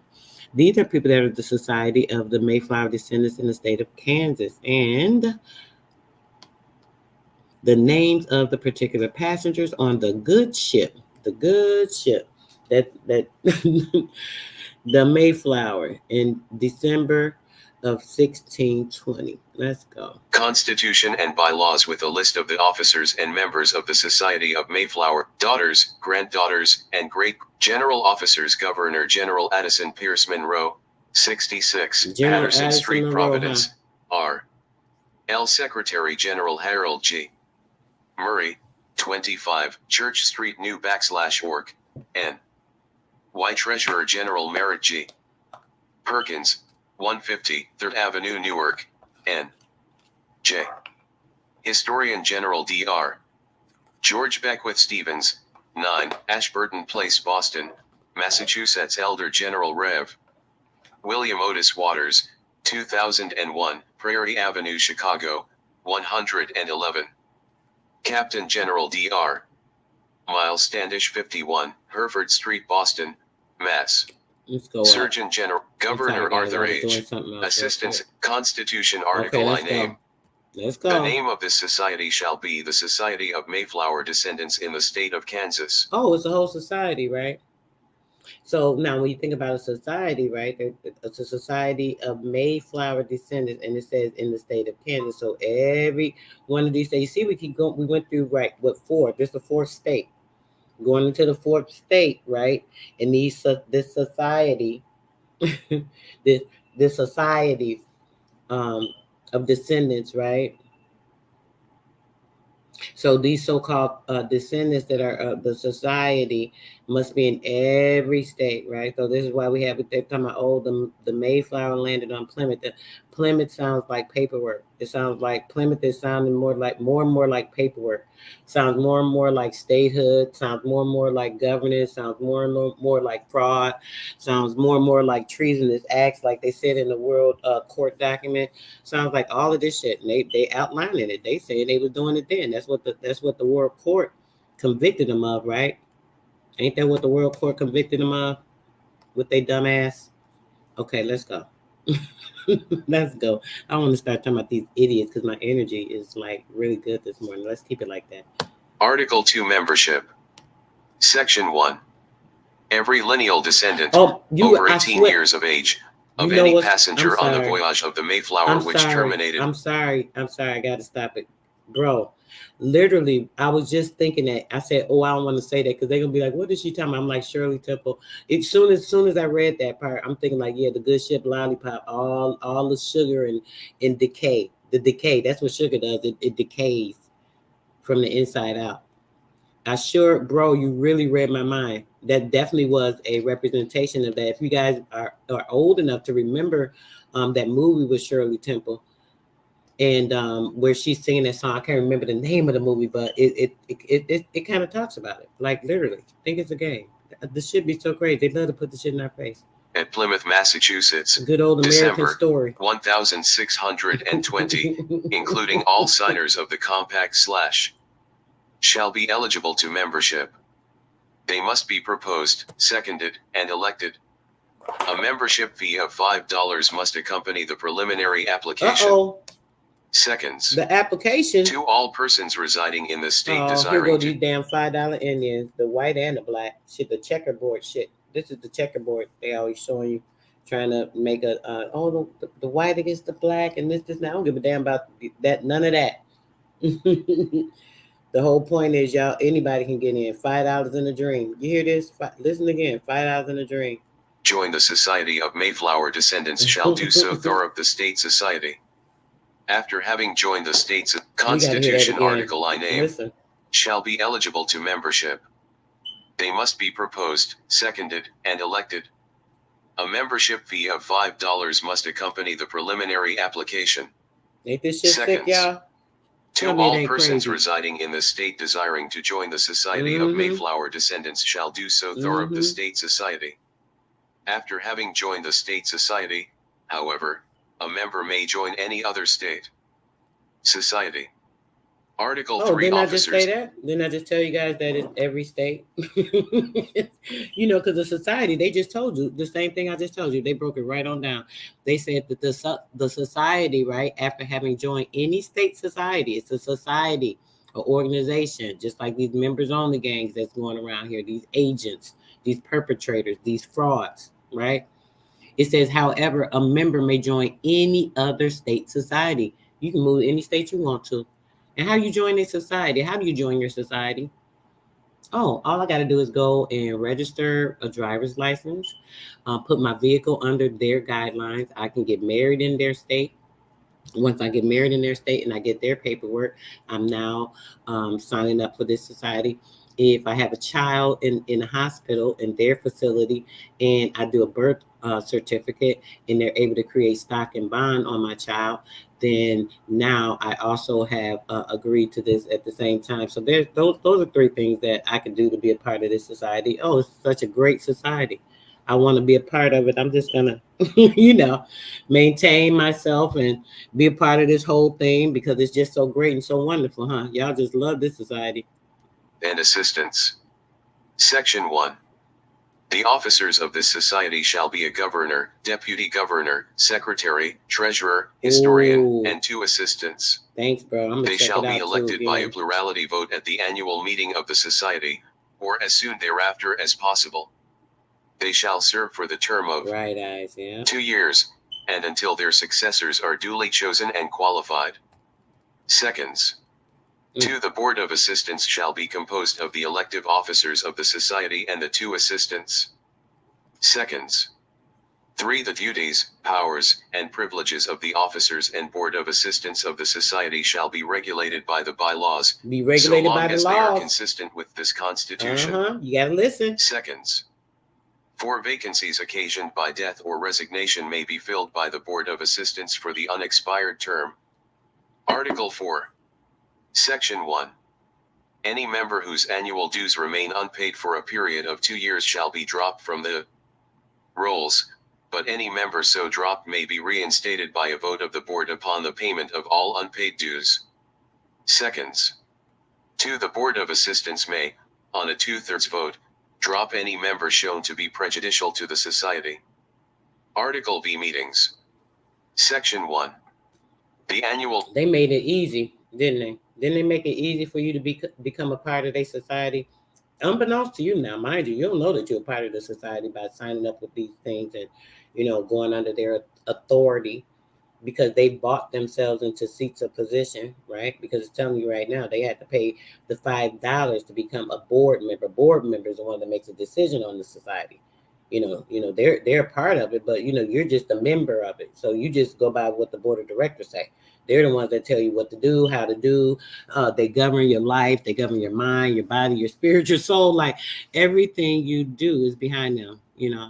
Your religion governing your soul, your governance governing your mind and your actions, and you being a non-sovereign, because if you were sovereign, you be in the correct state of mind, in the perfect state of being, but you're not doing that. You need someone to help you guide yourself through this society, because you just couldn't interact on your own. You can't do it yourself. It's so hard. So because you don't want to take the initiative to do it on your own, you're going to allow someone else to continue to do it. That's just kind of how I see it. But let's continue on. Listen to what they're saying. Meeting shall be held on the 21st day of November in each year, at the time and place fixed by the Board of Assistants, except that when the 21st day of November falls on Sunday, or legal holiday, such meeting shall be held on the day preceding. Seconds. 21st of November. To the annual meeting following General that sounds Congress like it's time to elect these board members. Okay, the board members. Oh yes, because it's what, the U.S. Corp. Oh yeah, we're gonna put a fraudulent action on the public using propaganda, news, media, all these things, and we're gonna put on this puppet show and act like we're hiring someone that's gonna govern the state of the world, but they're only governing a corporation, and we're gonna tell them that they're voting themselves into the decision on who's going to actually run this stuff, because actually us being the board of directors, we control all that. We're going to make sure we have in place who, how, what, when, where, and why we want them there, right? We're going to do that because we are what? The board of directors, right? So of course they can put it in the mind of the people that they have some type of control, and get out there and vote. This is the only way you can change things. It will never happen unless you do it. Well, shit, you got to vote for your own self first. You got to get your own mind right first, right? You got to stand in who you are and what you are, right? To even know that shit is fraud, right? Like, I don't even know what to tell you. Let's go. Be held in the city of Topeka. All other meetings of the society shall be held at such times and places as may be decided upon by the Board of Assistants. Seconds. All. 3. The number of members which shall constitute a quorum for the transaction of business at any meeting of the society, and all other necessary details not herein provided for, shall be regulated by the bylaws. Seconds. 4. Every action taken by the society at any regular or special meeting shall be binding upon all of its members, provided that such meeting shall have been called and notice thereof given in accordance with the provisions of the Constitution and the bylaws. Article 6. Wait a minute. Did they say in accordance to the provisions of the Constitution? Okay, so that means they're supposed to be abiding by that, right? They've been called and notice thereof given in accordance. In accordance, that means fall in accordance. So you be in accordance, you better fall into place. In accordance with the provisions, falling into place with what is provided is the standards and everything of the Constitution and its bylaws. Only the Constitution and the bylaws, right? The ones that are the original organic Constitution, right? Remember we read yesterday? No, not yesterday. When we read in the, I think I did go over that yesterday as well. The World Court document showing you that everything has to go by the organic Constitution. I don't give a damn how many times you mortgage up the United States to another country and sell off our stuff and do this, and that. All of that stuff is fraud, because why? You're not abiding by the original Constitution. Because why? People aren't standing in what they're supposed to, having things done the correct way. So since that's going on, they are, basically swindling the whole society and the entire, Americas, right? Let's get into it. The society shall have power and authority to ordain, establish, alter, and repeal bylaws, rules and regulations for its government. Article 7. Seal.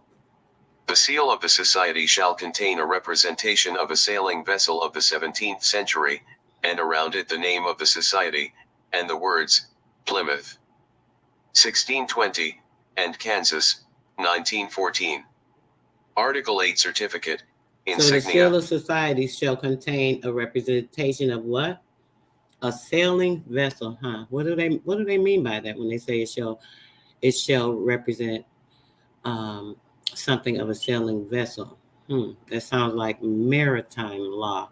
Sounds like they're using vessels in some type of way of exchange, using things. If they put the seal on something that's pertaining to representing a sailing vessel, like like the seal on your birth certificate. Oh shit, is that what they're talking about too? Of course they are, right? Because if it has a seal on it, it represents a sailing vessel. So that birth certificate is just like a sailing vessel, right? It's just like, something as far as being part of any other type of vessel going into, maritime law and being able to exchange in foreign exchange through the particular system of the Constitution, because it's what is being traded.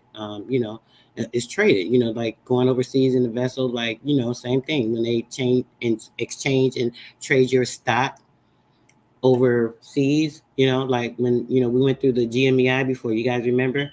I think it's DTCC now, but it was GMEI. Remember we went through the GMEI utilities company thing, guys, and I showed you how your social has been traded on the stock market so many times, and it's in all these different countries, so on and so forth. That's what that is. You are a sailing vessel on paper. That shit just floating on the damn water, going wherever it want to go, because you allowed it to go. It couldn't go nowhere without the weight. What's the weight? The signature, the social security, the social security, which is what? The social credit, right? The social credit that is applicable to your trust, right? So when you give them that social credit that's applicable to your trust and opening up that vessel to leave the dock with that particular negotiable instrument you created on your security document that you securitize. How did you securitize it? You secured it with your social instrument, giving them your social credit, right? Your social credit that's tied back to the Federal Reserve and the Treasury. So when you give them that information and you sign off on this shit, y'all like, shit, let it sail. Let's go. Do what you do. You ain't taking no responsibility of that, of them study fraud in the United States and stealing from our funds, right? Because when they're frauding you, they're taking from your funds. They're taking from you, and then they had a nerve to turn around and tell people, "Hey, come work at this job." After you sign that application, the bill of exchange, negotiable instrument that you signed on that application, when you put your information on there, they are trading it on the stock market. Every job you ever worked at, including 75 years worth of insurance. I've told you guys this before, but if you haven't heard it, you heard it now. 75 years of insurance that they put on you. I don't care if you work there a day, a week, a year, a month, 2 years. Anytime you signed an application, there's immediately insurance put on you. It's a securitized debt. Y'all don't even see what's going on. Etc. The certificate, insignia, rosette, and flag shall be those selected and approved by the General Society, with, when possible, the name of our state and the date of our organization appearing upon them. Appearing Article upon 9 Amendments. Them. Hold Any on. proposed Y'all heard amendment that. to this Constitution Listen, must be presented in 1620 and Kansas Listen. 19. Listen. It says the certificates, birth certificate, the insignia, rosette, and flag shall be those selected and approved by the General Society, with them possible the name of our state and the date of our organization appearing upon them. It's telling you every time they stamp something, it is going under their authority. The certificate, having the insignia, the flag, any of those things that are selected under the state, putting that bond on it. The bond is that gold seal. When they put that on there, it's good to go. 14. Article 8 Certificate, insignia, etc. Article 9 Amendments. Any proposed amendment to this Constitution must be presented in writing to the Board of Assistants of the Society. It shall thereupon be read and filed with the Secretary. The Secretary shall send out with the notice of the regular or special meeting at which such proposed amendment or amendment copy of all such proposed amendments. A 2/3 vote of all the members present shall be required for the adoption of any amendment. Bylaws Article I Membership. Section 1. Application for membership in the society shall be made through any member, in writing, on the preliminary application blanks furnished by the Society, and in accordance with its constitution. Seconds. 2. Upon receipt of such application by any member, it shall be presented to the Governor, who shall first refer it to a secret membership committee, which committee shall satisfy itself regarding the applicant's moral and social eligibility for membership in this society. Seconds. 3. Applications approved by the membership committee shall be promptly forwarded to the Secretary, whose duty it shall be to record the same. The Secretary shall then send the application to the historian. Seconds. 4. The historian, upon receiving the preliminary application, shall send the applicant lineage papers, with full instructions for filling them out. Seconds. 5. When the lineage papers of an applicant are found to be correct, by the state historian, and the general historian has approved the same, the Secretary shall present the name of such applicant to the Board of Assistants for election. Seconds. 6. Members of one state society wishing to join another state society must file pedigree papers in duplicate in the same manner as for an original application. Papers. They must file pedigree papers. They're killing me with this damn word. And these papers must be accompanied with a certificate of good standing from the Secretary of the State Society, to which they already belong. This certificate, or a copy gotta be groomed thereof, must accompany the pedigree papers when sent to the historian generale. Seconds. 7. No person who has been rejected, or whose name has been withdrawn, shall again be acted upon within a period of 1 year. Seconds. 8. All resignations shall be presented to the Secretary in writing and referred to the Board of Assistants for action. Article 2. Meetings. Section 1. The annual meeting following General Congress shall be held in the city of Topeka. Seconds. 2 special meetings of the Society may be held at any specified time and place, at the call of the Governor, or upon the written request of 5 members. The object of such special meeting must be stated in the notice. Seconds. 3. The Board of Assistants shall hold its meeting at such times and places as the Governor may appoint. The Governor must call a meeting of the Board of Assistants upon the written request of 3 of its members. Seconds. 4. 3 days * notice in writing shall be given of all meetings of the Board of Assistants, and 10 days * notice of all meetings of the Society. Such notice shall be mailed to the addresses of the several members as they appear on the books of the Society. Seconds. 5. At all regular or special meetings of the Society, 5 members shall constitute a quorum for the transaction of business. At all meetings of the Board of Assistants, the members present shall constitute a quorum. Seconds. 6. The order of business at all stated meetings of the Society or Board of Assistants shall be 1. Reading of minutes of previous stated and intervening special meetings. 2. Communications. 0. Reports of officers. 4. Reports of committees. 5. Nomination and election of officers. 6. Deferred business. 7. New business. We're ready to get out of 8. here shortly, Adjournment. guys. Let's change this Article up a little 3. bit Election to this. of officers. We're Section going to 1. get into the Mayflower Officers shall passengers. be elected at the annual meeting held in the city of Topeka, following. Okay, this showing the actual written document, the docket actually they created for these stories. Okay, but you know, this is what they're saying. I'm going to read this to you guys real quick. Hold on. It says the names of those of whom came over first in the year 1620, and more by the blessing of God, and the first beginners, and in a fort, the foundation of all the plantation. They were the foundation of all the plantation. This shit sounds crazy. So if they were the foundation of all the plantation, who they talking about? When I keep telling y'all, they telling you the story backwards. So you just got to look at it for what it is, and then you could like see everything that was really going on. Y'all could like see it. I don't know if only a blind person can't see it. And colonies in New England, coming over in New England, and their family in New England. They kill them with this New England stuff. Okay, let's go. Captain Miles Standish and Ross and his family, which we know that story. John Carver.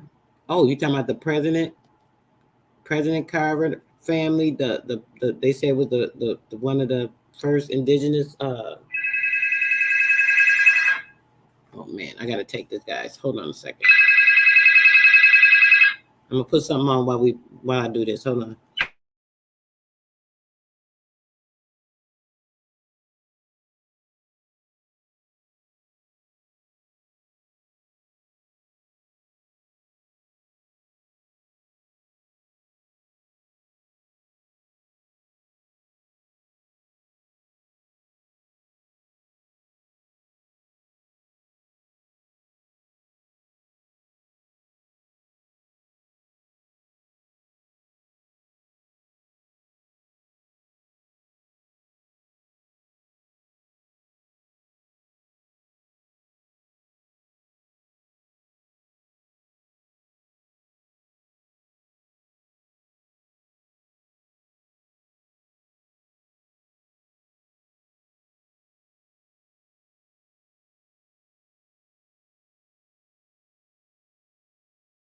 Was an immigrant story, and many people in this country have come.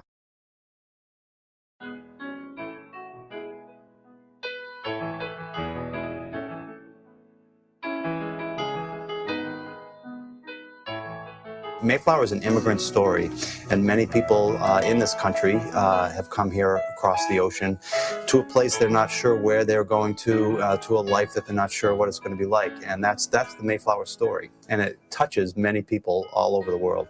The Mayflower II, an authentic 1950s replica of the original Pilgrim ship, was in dry dock in January of 2011.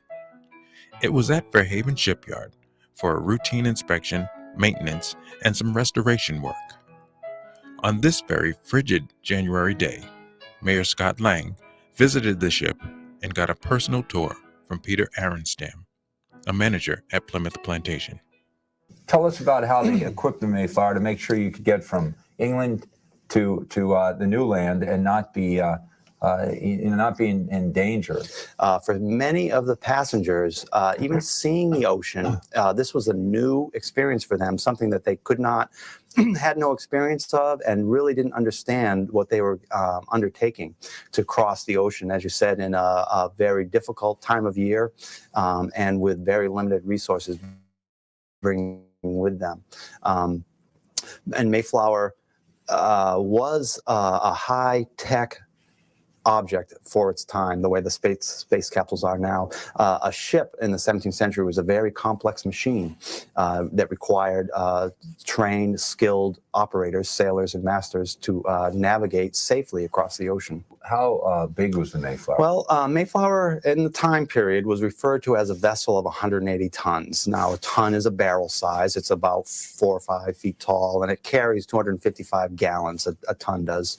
So Mayflower was a vessel that could hold 180 of those tons. But in feet dimension, Mayflower is about 106 feet long, 25 feet wide, and has a draft or draws about 13 feet of water. I see. And an all sail. That's how it was powered. Correct. Yeah, she was a fully rigged ship of the time. 6 sails, all square except for the mizzen, which is a fore and aft sail, and a complex web of rigging to control all the sails. What's interesting, and I don't know that I realized this before, but the Mayflower was a cargo ship. Yeah, that's right. Mayflower's entire life, she was a merchant ship, built and carried goods from place to place in England and over to Europe. And only later in her life, at the near end of her life, did she carry passengers that one time from England to the New World. Yeah, there were no passenger ships per se at the time. When the Pilgrims were immigrating to the New World, they had to look for a way to get there, obviously. And the obvious choice was a merchant ship. A merchant ship could carry goods in her cargo deck, and the passengers were the goods that the ship was carrying this particular time. In the same way that they would pack barrels or bundles onto the ship. They packed the passengers onto the Mayflower. I see. Making cabins as best they could and putting them in space as best they could. So you didn't have the option of the Carnival cruise line? Hardly, no. All right. So let's talk about this deck. My understanding is right now we are on the mid deck of That's right. the Mayflower. So Yeah. tell us about this particular space. So this is essentially the cargo deck of Mayflower 2. It's essentially a wide open space that the 102 passengers would have lived on during the crossing. As you may know, there were 2 ships destined to that were designed to come to the New World, the Mayflower and the Speedwell. The Speedwell proved unseaworthy, and they put as many of the passengers from the Speedwell onto the Mayflower, making conditions even more crowded, along with all their goods. And so those 102 left on the Mayflower, finding room wherever they could. The space that we're in, as you mentioned, is the gun room. It's a space where probably the gunner, who was a part of the crew, and the gunner's mate might have lived, along with the guns that they used to fire out the stern. As a merchant ship, they were very concerned with piracy in the 17th century and had guns on Mayflower to protect themselves. Now, guns, you mean cannons? Cannons, And what was the range of those cannons? Well, cannon like that we have on Mayflower could probably fire 1 or 2 miles in the right conditions. So what you would do is you'd spot a ship that you felt was not a friendly ship. Mm-hmm. You would turn and begin to move away from the ship. And at the same time, you would have the ability to repel the ship by firing your cannons. That was the first choice of a merchant ship, was to get away from those pirates. Pirates generally could overpower a merchant ship. So the merchant ship would try to flee and fire its stern chasers, the guns out the gun doors, the stern gun doors, and keep that pirate ship at bay. I see. And then a lot of this had to do with the range of the cannons, I'm sure. Right. But fortunately for the Mayflower crossing, piracy was not, there were no problems with piracy for this Mayflower crossing. One reason we think is that they took a northerly route. They went from England north by Iceland, Greenland, and down Newfoundland to America. To stay away from the pirates that were generally in the southern part of a little colder, a little colder, right, and obviously a very stormy crossing, as the little bit that we do know indicates. And Bradford mentions there was only about a week of fair weather. Then there was one storm after the other. How long did it take them to make their crossing? Well, the voyage itself was 66 days, but many of the passengers came on board, and they left in September. The beginning of September, but many passengers came on the ship in London in July, went down to Southampton where they were meeting that second ship, the Speedwell. Both ships departed. As I mentioned, there was trouble with the Speedwell twice. They put in once in Dartmouth, then again in Plymouth, England, and finally left England in September of 1620. Mayflower landed in Provincetown in November, but then took a month to look for a place to actual settlement location, and didn't get into Plymouth until December of 1620. So many passengers were living on board for over 6 months. I see. And then spent the entire winter on the Mayflower. What was a typical day like for a passenger? If you weren't a crew member, what was your day like? It was a one long day of probably tedium, because it was so crowded, because there was so much stuff on board. People probably weren't wandering around a lot. They weren't up on deck very much because it was such a stormy crossing. They probably, and a lot of them probably didn't feel very well for a lot of the voyage, because it was so alien to them, the sea life. So they spent a lot of their time maybe reading, if they could read, singing psalms, sleeping. So Peter, I know above you talked to me about the tiller, and we're going to see that again in a few minutes. But what do we have here? What is this mechanism? Well, this is the steering mechanism. This is the way the ship was controlled and steered. The bottom half, as you mentioned, is the whipstaff. The upper part is up in the steerage cabin. The lower part here of the lever helps move the tiller back and forth. It's a very simple but effective method of steering. One of the drawbacks is the higher you go, the farther you have to pull that lever over to get the ship to steer. So they try to keep the whipstaff short on the deck just above, but by doing that, you're not able to see very well for forward. So you have to rely on commands from the master on the next deck up. There's no power on the replica Mayflower. No, we have a generator to run the lights and our electric pumps and things like that, but there's no propulsion, mechanical propulsion for the Mayflower. We are towed out of the harbor by our tug. We've used Jaguar here in Fairhaven for years and years, and Charlie Mitchell, comes up to Plymouth and tows us out to Cape Cod, and we sail out in open water. And we know the Mitchells very well. They do a great job. That's a great tow company. These block and tackle here. This, as I understand it, provides some extra strength if you need to really move that rudder. We call these the relieving tackles because they help relieve the strain that the helmsman is on by holding that whipstaff by himself. In a stormy situation, particularly with a following sea, that rudder is going to get banged back and forth, and it's more difficult to hold on with just that. So you have these tackles that the sailors can help control the motion of the tiller. I see, and basically they'd use their own arm strength to hold the rudder in place. Right, exactly. Peter, tell me, what am I sitting on right now? These are what we call cabins, not like the cruise line, Carnival Line cabin that we all know today, but this is a small space. It gives a little measure of privacy. There probably was a bedding of straw, in canvas, and pillows and blankets and things, but it's essentially a place to sleep. A curtain? Probably a curtain for a little privacy and to keep the heat in, keep the warmth in. And this would be mine if I had booked it. Well, you'd probably have to either make it yourself or get the ship's carpenter to make it for you. As we said, this was an open cargo deck, and these cabins were not part of this Mayflower's. I would sleep here with my wife, my family, whatever. Right. Yeah. As we talked about, Mayflower was a very crowded ship during that crossing, and people were sleeping all over the place. What makes, I know we've heard about Jamestown, we've heard about other settlements, but what makes Plymouth different than those earlier settlements? Yeah, Plymouth has been fortunate for a lot of reasons. One, the nature of the voyage, the nature of the settling, the plantation. It was designed to be a new colony, a new location, families, farming, permanent settlement, as opposed to Jamestown, which was more of a enterprise. Single men and gentlemen went with their servants and were going to extract goods from the ground, resources from the ground, and make money from the land, whereas Plymouth was there as a permanent settlement. Now, what is this? This is a piece of machinery. It's made of wood. This is an important part of the machinery of Mayflower II. It's called a capstan. Ships all through the centuries had different types of capstan. This one actually extends up to the deck above and can be used either on that deck or this deck or both. Bars would be slid through these square holes, and the sailors can walk around and make the capstan spin around. From this deck, you could put a line around it and run it out through the stern and maybe pull the ship backwards along a wharf or up to an anchor or something like that.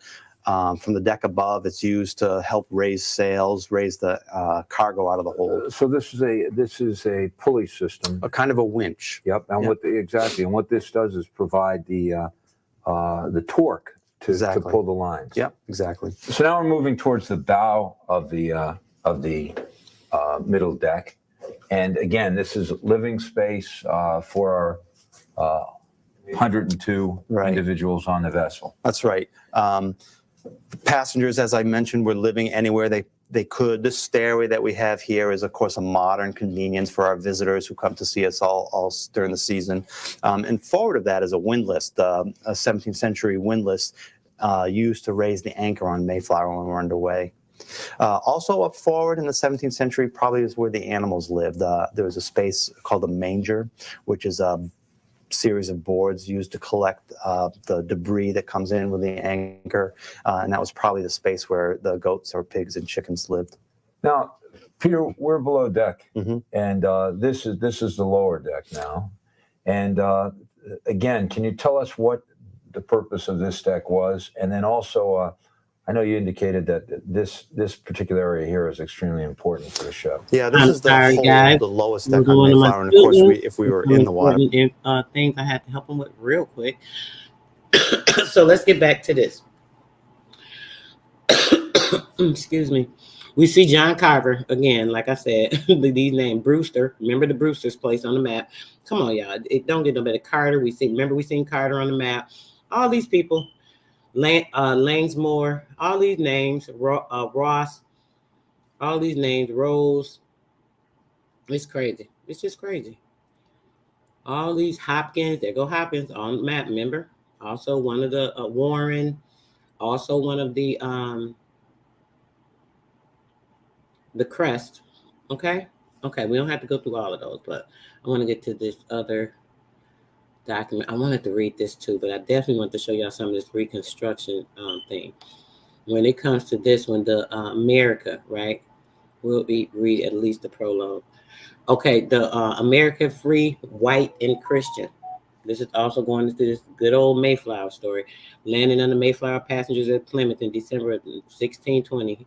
Landing, they saying at Plymouth. Where's Plymouth? Where's Plymouth Rock? Shit, they keep saying the Mayflower, but we see there's multiple Mayflower stories, right? All over the place. Let's start here. Listen to what they're saying. After an exceedingly rough 9-week voyage, ending now as the pilgrims were preparing to leave the ship that brought them from the homes they should never see again, they disembarked with hope in a new and free life.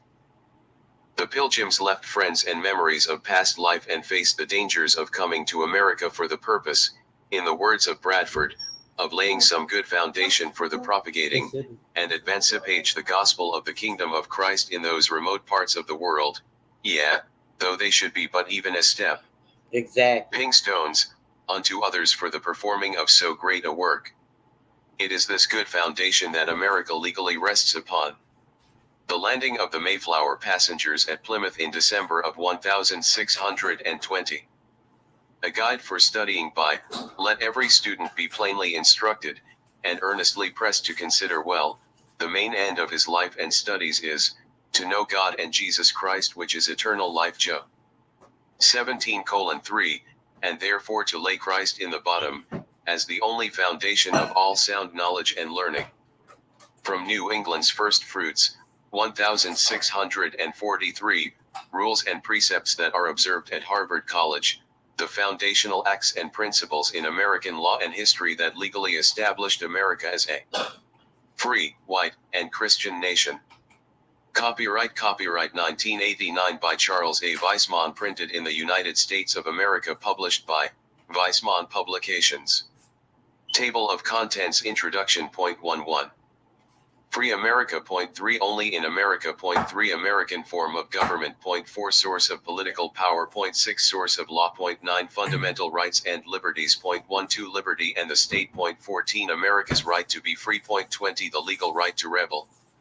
21. The Mayflower Pilgrims, pioneers of liberty and self-government. Point 26. Organic laws of freedom. 31. Origin of freedom and liberty. 31. Colonial charters, compacts, etc. Point 32. Original state constitutions. Point 38. Other laws and acts of freedom. Point 43. Judicial determinations on freedom and liberty. Point 45. 2. White America. Point 49. Who has legal title to America. Point 49. Who has the legal Indians and the title white to man. America. 52. The white government of America. Point 56. The Constitution of the United States. 58. Citizenship. Okay, we're gonna go 59. move on. Let's go.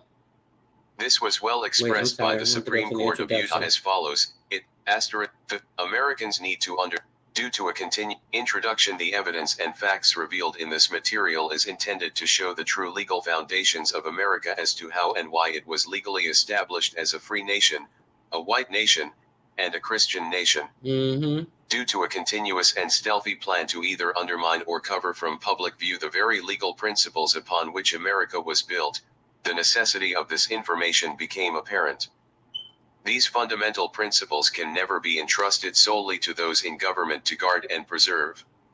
It is because the people have lost sight of these principles that America now faces its many perils and problems.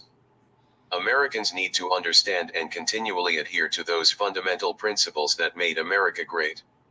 This position was once stated in Virginia's first Constitution, SBC 15, that no free government, or the blessings of liberty, can be preserved to any people, but by a firm adherence to justice, moderation, temperance, frugality, and virtue, and by frequent recurrence to fundamental principles.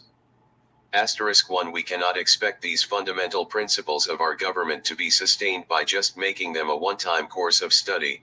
They need to be continually referred to and applied. It thus is actually a duty and a responsibility for each citizen to be informed of the legal and political matters that America was founded on. This was well expressed by the Supreme Court of Utah as follows, the underlined text here, and throughout this book, have been added in all instances to give emphasis to certain keywords. 1 F. and Thorpe, The Federal and State Constitutions, etc., Volume 7, I.W. Ic. 2. The man any rusted with the high, difficult, and sacred duties of an American citizen should be informed and enlightened. He should have sufficient intelligence to discriminate right from wrong in political matters, and should possess a feeling of moral obligation sufficient to cause him to adopt the right. 2. This material is presented to help the American citizen be more informed and enlightened as to the true legal foundations America was built upon. With this information, many of the concepts that have been passed off as being the American way or part of the America process will be proven to be false and without any validity. For example, the concept that the nation's religion, i.e. Christianity, was always separated from politics and government, is one of the many outright falsehoods of America's foundations that has been created and promoted by anti-American elements in the media, government, and educational fields. It can be seen that Americans are not only faced with the problem of dealing with ignorance in their country's fundamental legal principles, but they also have to contend with various lies and distortions regarding these principles. Thus, a recurrence of these principles is especially important in these times in which darkness prevails and where error feeds on error and ignorance breeds ignorance. We thus need to realize the dangers of losing sight of the fundamental principles America was founded on. As the scriptures put it, if the foundations be destroyed, what can the righteous do? Psalms 11:3. Our political system will break down, only when and where the people, for whom and by whom it is intended to be carried on, shall fail to receive a sound education in its principles and in its historical development, illustrating its application to and under changing conditions. Let's go back on this part. We thus need to thus, it can be seen that Americans are not only faced with the problem of dealing with ignorance in their country's fundamental legal principles, but they also have to contend with various lies and distortions regarding these principles. Thus, a recurrence of these principles is especially important in these times in which darkness prevails and where error feeds on error and ignorance breeds ignorance. We thus need to realize the dangers of losing sight of the fundamental principles America was founded on. As the scriptures put it, if the foundations be destroyed, what can the righteous do? Psalms 11:3. Our political system will break down, only when and where the people, for whom and by whom it is intended to be carried on, shall fail to receive a sound education in its principles and in its historical development, illustrating its application to and under changing conditions. 3-2 in Reconocnian. 21 Pacific Republic 993,994, 6 Utah 259, 1889. 3 Charles Warren, The Making of the Constitution, 1937, p. 804. Chapter 1 Free America. Only in America it is often spoken that America is a free country without understanding why or what free actually means in a real and legal sense. This is evident by the incorrect usage of the word when also used in referring to the free world. No other nation throughout history, with the exception of the Israelites prior to their adoption of a monarchy, circa 1100 BC, can truly and legally be classified as a free nation. There are two distinct attributes of the nations of America and early Israel. Who are they talking about, guys? Because the Israel was not created to 1940. So when they talking about Israel, who they talking about, y'all? Who they talking about, y'all?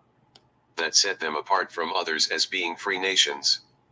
These would be their godly laws they were governed by and the fundamental rights and freedoms that their people possess. These two attributes are intrinsically interrelated and connected, as will be shown. A free people have an inclination to support godly laws and government, and such a system is favorable to liberty and individual rights. Only in America was there a legal foundation established with a godly system of laws by and for a free people, thus allowing America to be classified as a free country. The fact that some of these attributes have apparently been lost does not change the legal foundations of America in this matter. This is not the subject matter of concern here, except to say that the reasons which can be attributed to any loss of freedoms in America's governmental system or in its people are quite simple, and are no different from the reasons Israel lost her freedoms. The loss of freedom in Israel did not come about by alien forces marching in and asserting its power over them. It did not come about because of defects in its system of government, nor did it come about by corruption in its leaders, judges, etc. The nation of Israel lost its freedoms by the voluntary assent of the people to surrender them through their desire to have a king over them, as recorded in Scripture I Samuel 8:4-5. Whatever freedoms Americans have lost have likewise come about by the people's voluntary assent to surrender them. It is that simple. No rights or freedoms have ever been taken away. But, as stated, it is not the intent here to show how or why freedoms have been lost, but rather to show the legal foundations and attributes of America that made them possible. That part. Let's get into This it, knowledge Israelite. is necessary I want because y'all the to check laws this book out. or surrender I'm dropping it in the of chat freedoms right in now. both nations previously Grab it. mentioned were due to a We're similar about to get into national something problem, very the lack of important into knowledge what of they're its talking people. about, right? Hosea 4:6. A Mm-hmm. mere one can form of Let's do government. that. As stated earlier, the term free nation is not clearly understood, as evidenced by the careless use of the word in referring to the free world. If we examine the other nations of the world, we find none except America are truly and legally free. In every country of the world throughout history, people have been directly subject to arbitrary rules, edicts, or laws by some sort of king, queen, prince, dictator, president, ruler, chancellor, tribal leader, chieftain, emperor, governor, pope, monarchy, or assembly. In America, some of the above terms are used in its government, i.e. president, governor, and assembly, but are quite unlike those found in other governments of the world. For instance, a governor under the Roman Empire, although limited by certain laws and orders of the empire, was in a position to arbitrarily make laws, to execute all laws, and to judge the violation of any law. The separation of powers established in America made it impossible for executive officials to exercise judicial or legislative powers. Parliament in England is actually an assembly. However, the powers and jurisdiction of Parliament are absolute, and cannot be confined either by causes or persons within bounds. It has sovereign and uncontrollable authority in making and repealing laws. It can alter and establish the religion of the country. 1. Under the Constitution, Congress was allowed 22 grants of power. Beyond that, it is legally a powerless entity. There were also 70 restrictions against Congress to further confine its powers. However, the Parliament of Great Britain is possessed of all legislative powers whatsoever. It can enact ordinary statutes, and it can pass laws strictly fundamental. Not so with our legislatures. 2. Our state legislatures and Congress cannot enact fundamental law. In America, only the people can do this through a convention, in which they exercise their sovereignty and which the legislatures must abide by. In some of the so-called free nations, such as France and South Africa, they have elected presidents. The powers they possess are somewhat ill-defined, have narrow limitations, and control many functions of government. In the elected presidents of the third world nations, the situation is worse still. Here again, the President of the United States possesses only a certain number of well-defined powers and is limited from exercising any others. 1 Harper's Encyclopedia. He is limited from exercising any others. Okay, let's get into this real quick. Check this out.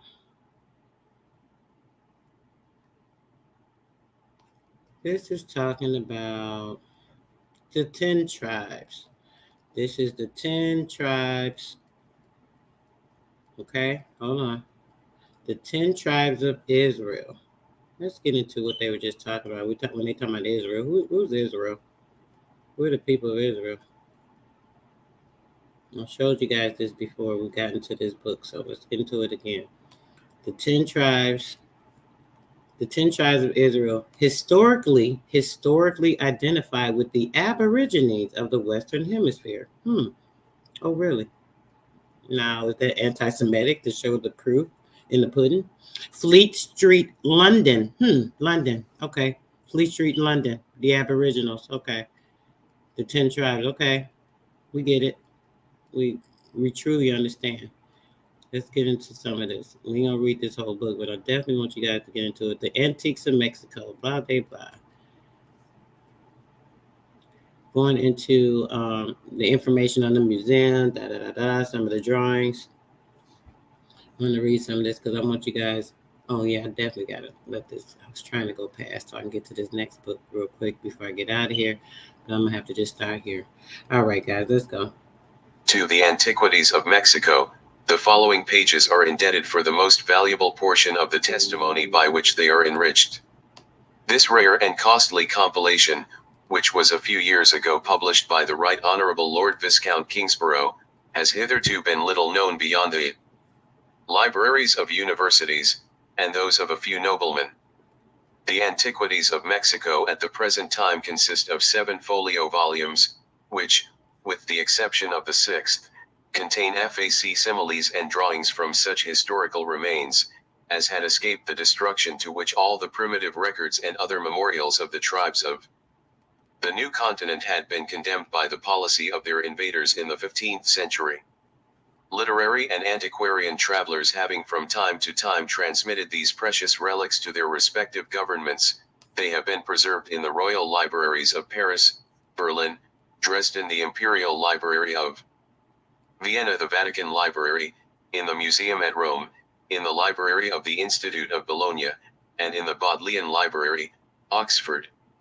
As a specimen of the genius of a primitive race, over whose origin has long brooded a mysterious obscurity, and as a successful attainment in antiquarian research, the publication of Viscount Kingsborough is highly interesting and curious, but rising as it does to the sublime character of an illustration and confirmation of scripture testimony, in disclosing the Hebrew origin, history, experience, and genius of that grand division of the Hebrew nation, which, although cut off for a series of ages from their own, and the nations of the earth, have nevertheless occupied a prominent place in the prophetic pages, the importance of such a testimony, at such an ominous crisis in the history of Christendom, so miraculously preserved, so long withheld, so unexpectedly reclaimed, whether in its internal or relative character, like the bow of peace and promise, speaks of a place and state of rest beyond the impending cloud of retributive storm. Territorial empire was immediately after that purification which the earth received from the deluge, assigned to the 3 surviving representatives of the present inhabitants of the globe, and the boundary of each was soon after specifically determined and defined. The appointment was one of unerring wisdom and universal goodness, but alienation of heart and mind from the divine supremacy soon manifested itself in that self-will which suggests covetous desires, and enforces these by arbitrary violence. The Lord blessed all the sons of Noah on their coming forth from the ark to inherit the baptistized earth.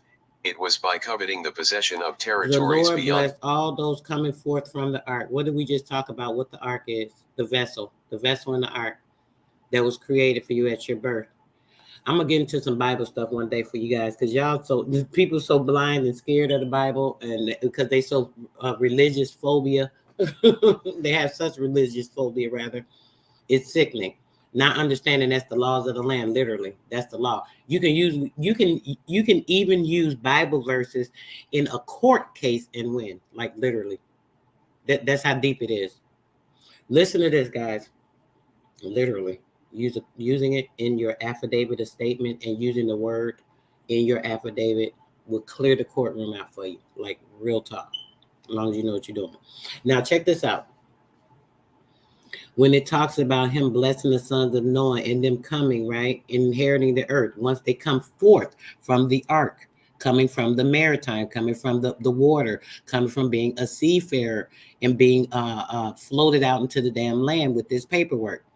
You can inherit the baptized earth, being baptized. That's the paperwork. You inherit that paperwork, all the stuff that's been built on it, so on and so forth. It has significance in that. I told you guys about that. Even the story of Jesus, the resurrection of Jesus, is you coming back. He said Jesus walked on water.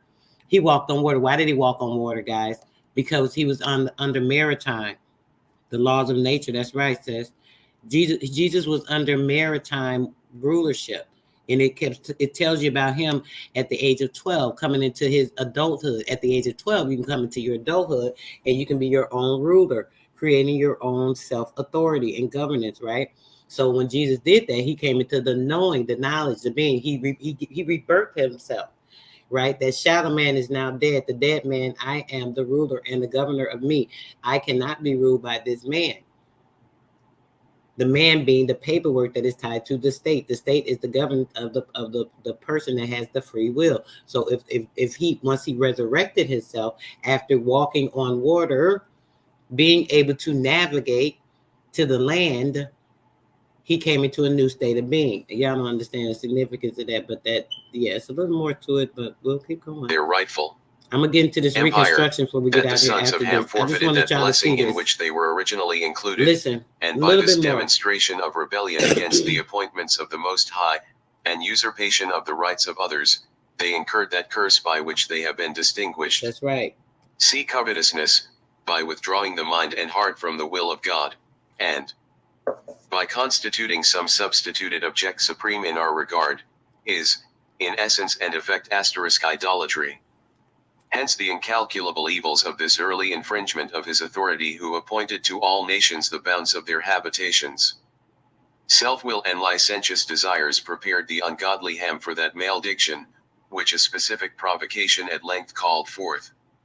It was prophetically addressed to him as the father of Canaan, whose lawless and impious acts would justify the curse of degradation then pronounced by the patriarch. An isolated act of provocation would have called for a personal rebuke, but in that prophetic curse, Canaan, the son of the immediate delinquent, is specially implicated, and that most justly. That the malediction should have been given in the spirit of prophecy in a foreknowledge of the character which would justify it, was in Israel a common occurrence. Children of 8 days old. Let's get to this real quick, guys. I'm going to get to this reconstruction. I know I'm jumping all over the place, but I want y'all to hear this too.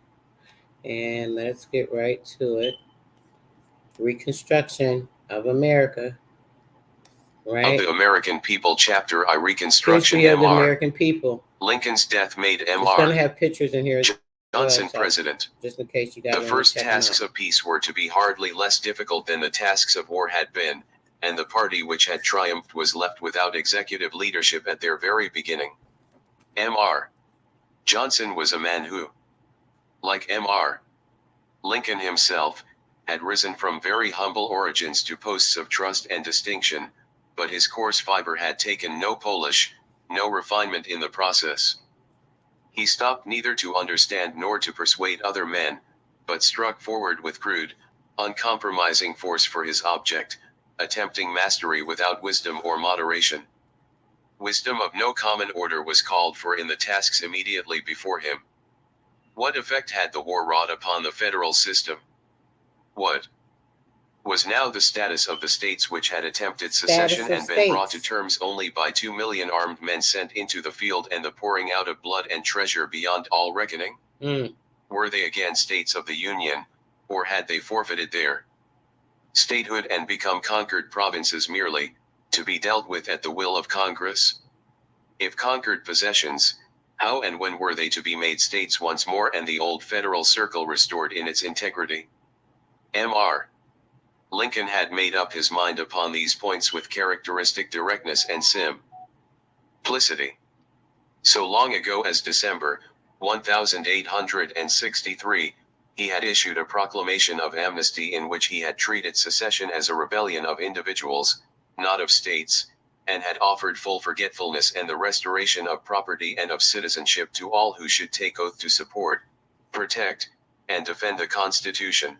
So long ago, in December 1863, he issued a proclamation of amnesty. in which he had treated secession as a rebellion of individuals, as a rebellion because they weren't going with it. People like, wait a minute, y'all taking our land, y'all trying to govern us, this too much. So it was a rebellion going on. So making this proclamation, it was so that not of the states, anyone that had offered full forgetfulness, we'll forgive you guys for going against what was going on, and the restoration, we'll restore your property, we'll let you have your land back. You hear this? Restoration of your property and of your citizenship to all who should take the oath. If y'all take the oath to support the country, if you take the oath to support the statehood and the citizenship, then we'll forgive you and we'll let you have your land back and your property, and you can go under citizenship. Support and protect and defend the Constitution. You have to agree to this. These were the terms for going into statehood. Listen. Statehood and become conquered of the United States and the service of the Confederacy, but he invited those who would take the oath proposed to set up governments once more and make ready to take part as of old in the federal system, though they should number but 1/10 of the voters of 1,860. The qualified voters of Arkansas, Louisiana. But I'm pausing at the top. You can't hear more than one thing at a time, Angie. Is that hard for you to listen? If it's that hard, go find the book and read it yourself, honey. I don't know what to tell you. I'm going to commentate on what I'm going over. That's why I'm going over the book, to give information and to add clarity. If you're not comfortable with that, maybe you should go somewhere else. I don't know what to tell you. I don't know why people come here telling me about what I'm doing. It's my channel. I'm supposed to be talking and commentating. I'm giving the instruction over here on what I'm reading and going over. I don't know how hard it is to listen when I'm pausing at the talk. That's kind of crazy to me. That's distraction. Go on somewhere with that, please. Tennessee had accepted these terms before the war ended. Mr. Lincoln had fulfilled his promise to them and given full recognition to the new governments they set up, so far as the executive was concerned, as once more in their places in the Union.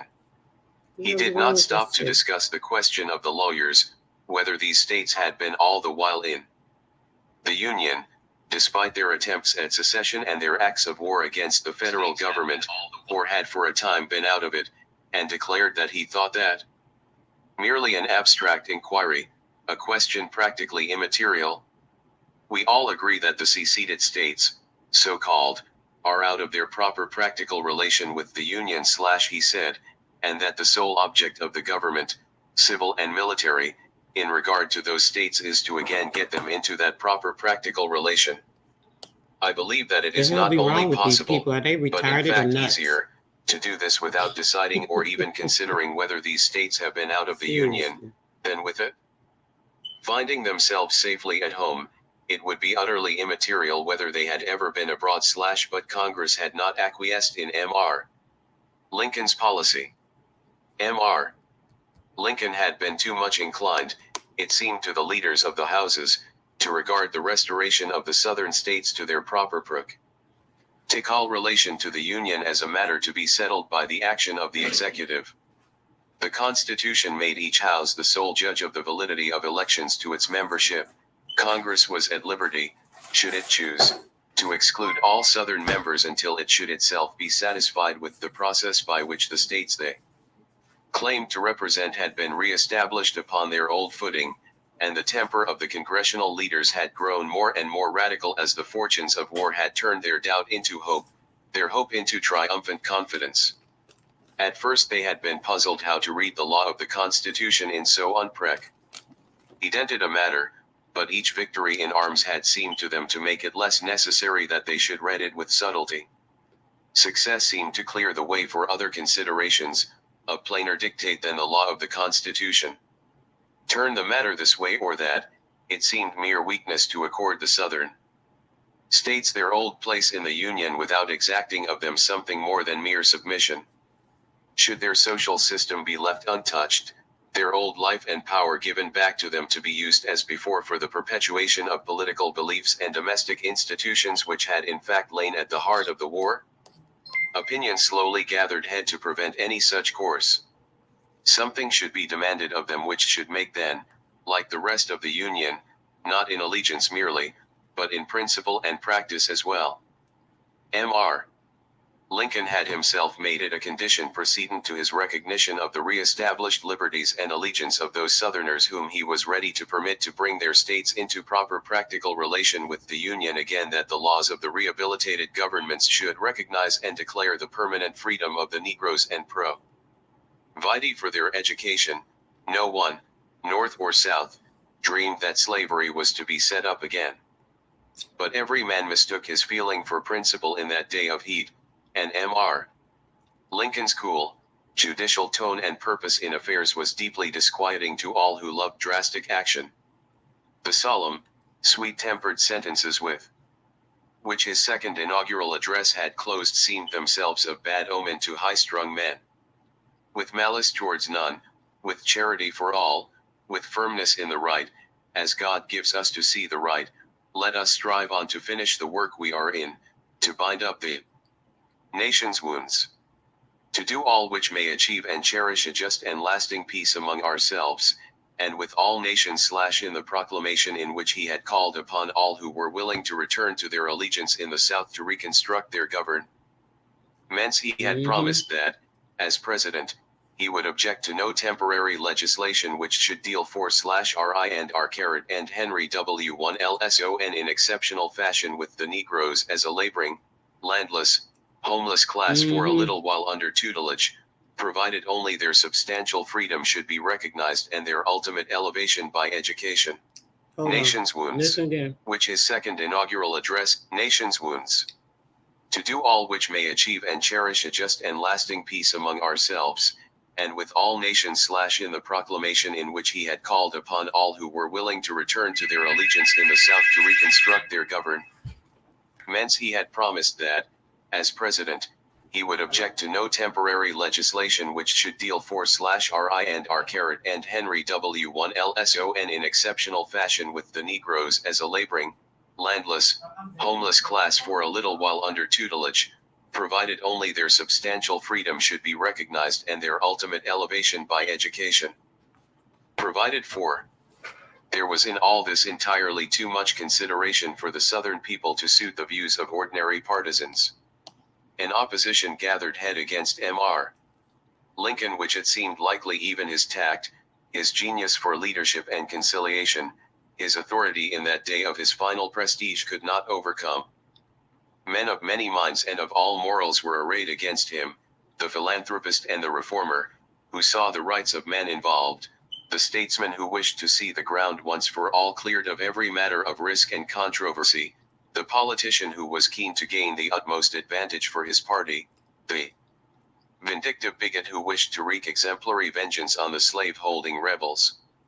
To many of these nothing was so exasperating as moderation in a day of absolute triumph, when every fruit of conquest they chose to stretch out their hands and pluck was within their easy reach.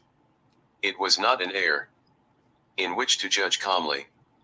4 years of doubt and fear and struggle had wrought every sentiment, good or bad, to the pitch of ecstasy. A radical course of reconstruction in the South had come to look like the mere path of duty not to opinion only but to mankind as well. Men of imagination felt every moment of action dramatic, full of consequence, and grew self-conscious, each as it were with a touch of the emotional actor, in what they did. The extraordinary strain and tension of feeling in the Houses of Congress was perceptible to mere lookers on in the galleries. It had been notably manifest when the House of Representatives agreed, on the last day of January, 1865, to an amendment of the Constitution formally abolishing slavery in the very terms of the Wilmot Proviso, and the celebrated Ordinance of 1787 upon which so much bitter history had turned. The Senate had proposed the amendment, the 13th it was to be, the first change in the Constitution proposed since 1803, 10 months before, on the 8th of April, 1864, but the necessary 2/3 vote had been lacking then in the House and it had been laid aside. When it came a second time to the vote, a deathly stillness prevailed in the House while the roll call proceeded, until it became evident that the requisite majority was secured.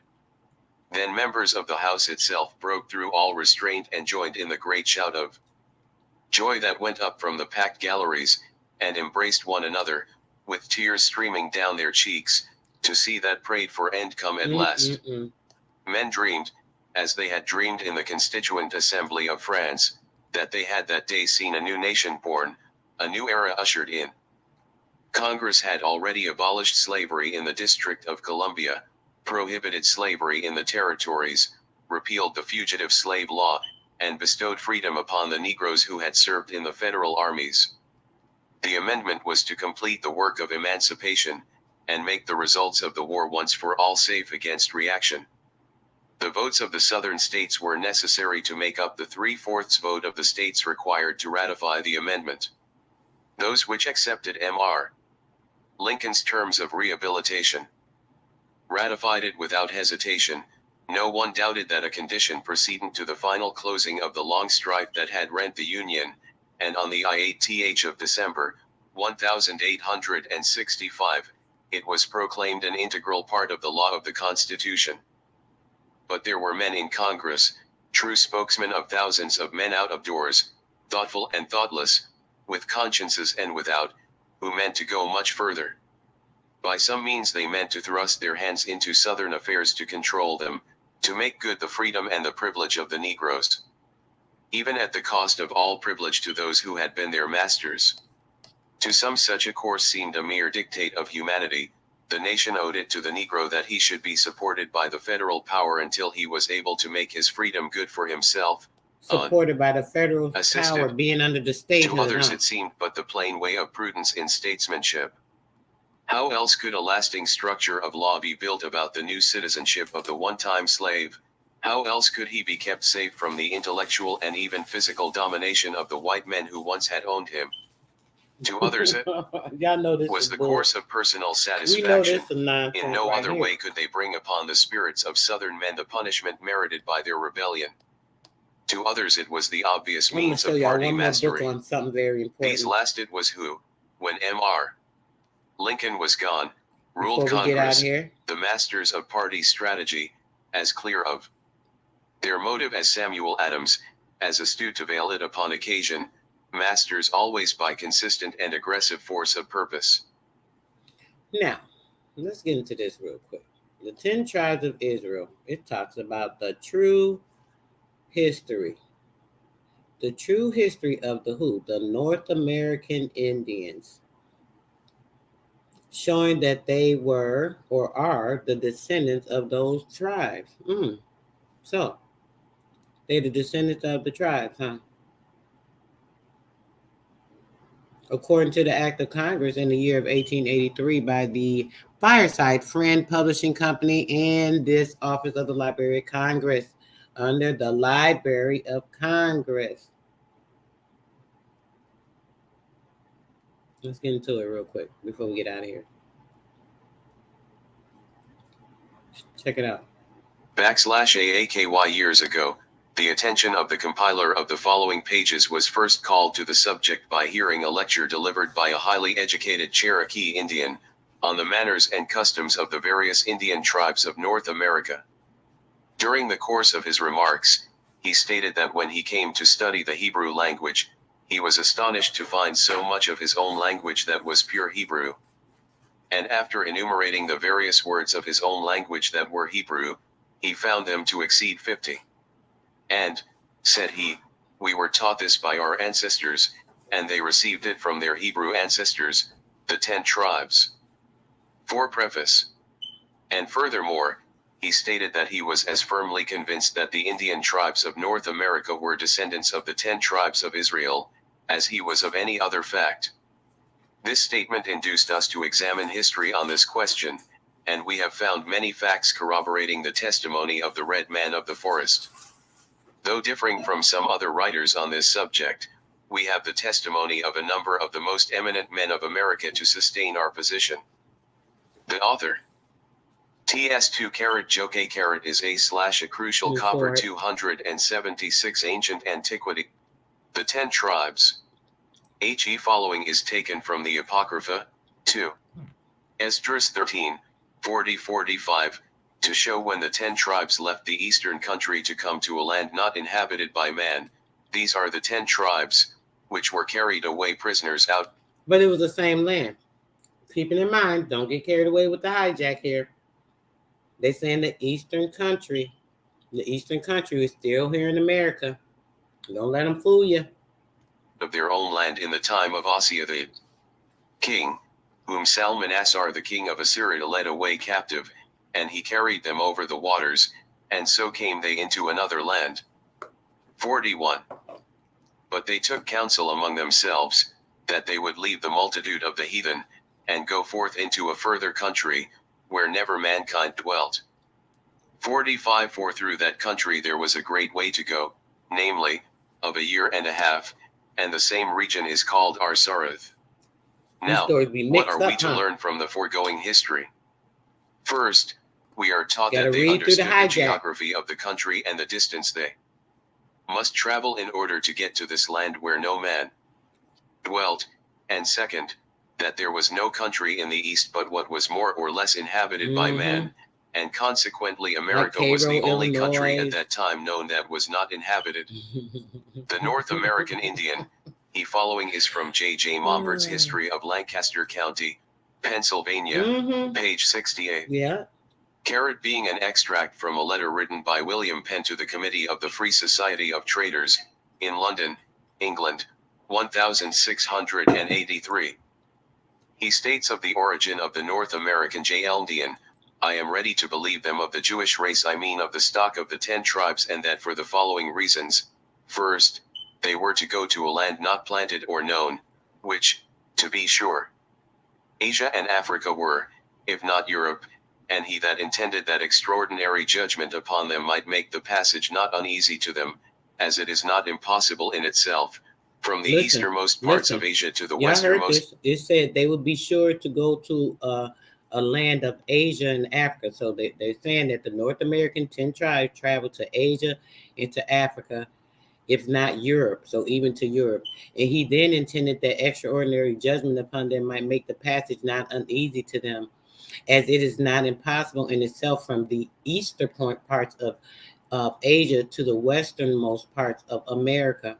In the next place, I find them of the like continents and their children of so lively resemblance that a man would think himself in Duke's Place or Berry Street, London. I wonder why. Do y'all hear this? Oh my gosh. I don't want to keep stopping to break it down because I want y'all to hear more. I'm gonna let y'all leave it to y'all own interpretation. If y'all ain't getting it right now, I don't know what to tell you. So let's just keep it moving.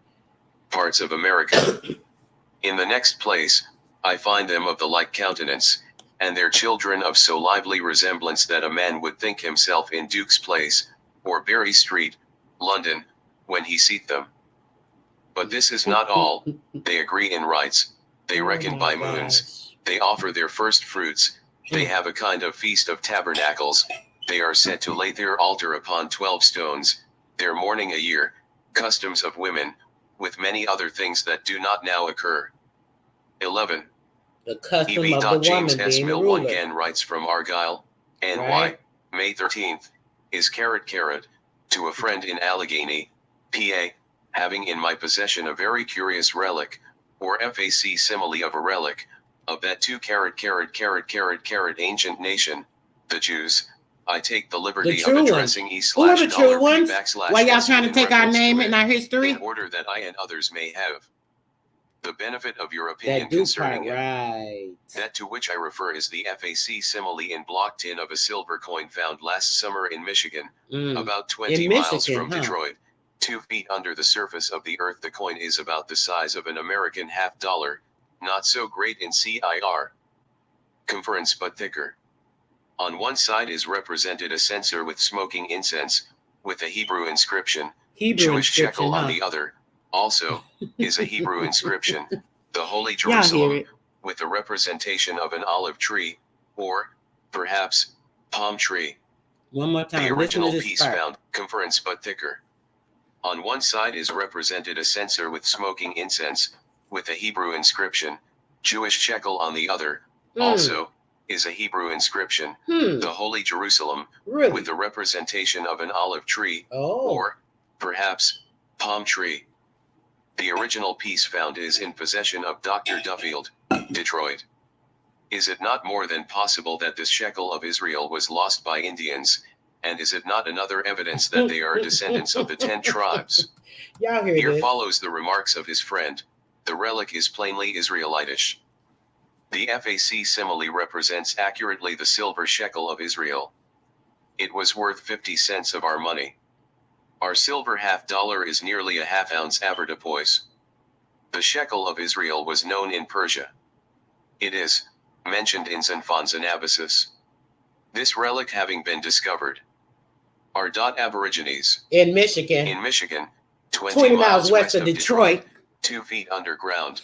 It must have been left there before the discovery of America by Columbus. Oh, you think Asterisk so? Who could have left it there but one of the 10 Okay. tribes? That If part. that be true, as Dr. Duffield supposes, it disposes of the theory of some learned men respecting the Hebrew alphabet that it is Babylonian, brought back at the return of the captives under Cyrus, and that the letters are not those given by God to Moses at Horeb. It is the theory, however, of most modern Hebrew critics, as may be seen in the Grammar Jessenins, from whom Professor Stewart of Andover Seminary derives it, and gives it in his Hebrew grammar. Those critics maintain that the ancient Hebrew alphabet is now found in the Samaritan. I have long maintained that this is a false theory. The Hebrew letters found engraven in the top asterisk rock at Ticonderoga, the sheens found in Georgia, and the inscriptions on the shekel are evidences that those who were taken by Georgia, Shalmaneser are Michigan, in the reign of Hoshea, at least 721 years before Christ, and, of course, before the carrying into Babylon, before the reign of Jeconias, used the present form of Hebrew letter. Ray J. Dodds, pastor of a congregation in western Pennsylvania, and who takes an interest in the Hebrew language, tells me that there are inscriptions in the ruins of the city of Palenque, in Central America, really? that seems to confirm Dr. Boudinot's theory, taught in his Star in the West. The compiler of this volume consulted a Jewish priest relating to those Hebrew words on the coin described above, and he gave the translation as we have given it. Ev. J.R. Wilson, D.D., a learned Hebrew scholar writing in 1853 on Hebrew antiquities, gives the following. There are very learned works on Grecian and Latin antiquities. These are much used in schools. There are also very elaborate volumes on the antiquities of the Jews, such as Rouse's Archaeologia and Lewis's Hebrew Antiquities. These works have fallen into disuse for nearly 150 years. They have all been intended to illustrate the ancient habits, manners, and usages of the south of India after the secession of the 10 tribes. There has been very little inquiry after the remnants of the 10 tribes since they were carried away by Salmanassar, in the reign of Hezekiah, more than 650 years before Christ. We have, however, great and precious promises to all the seed of Jacob, yet to be fulfilled. Psalm 2. He gathereth together the outcasts of Israel. Isaiah 11:12. And he shall set up an ensign for the nations, and shall assemble the outcasts of Israel, and gather together the dispersed of Judah from the four corners of the earth. Here the 10 tribes of outcasts are distinguished from the dispersed of Judah. Who's the outcast? Who's the outcast? They try to make a story with this whole fake freaking Hitler shit to say these people, they the worst sufferers in the world. Yeah, just make it make sense, guys, because we know who the outcasts are and the story. That promise has from never the been. Four corners of the world, all over. Who's the people that have been all over the four corners and ruled it forever? Who are they talking about, y'all? Do y'all understand? Fulfilled. But where are they?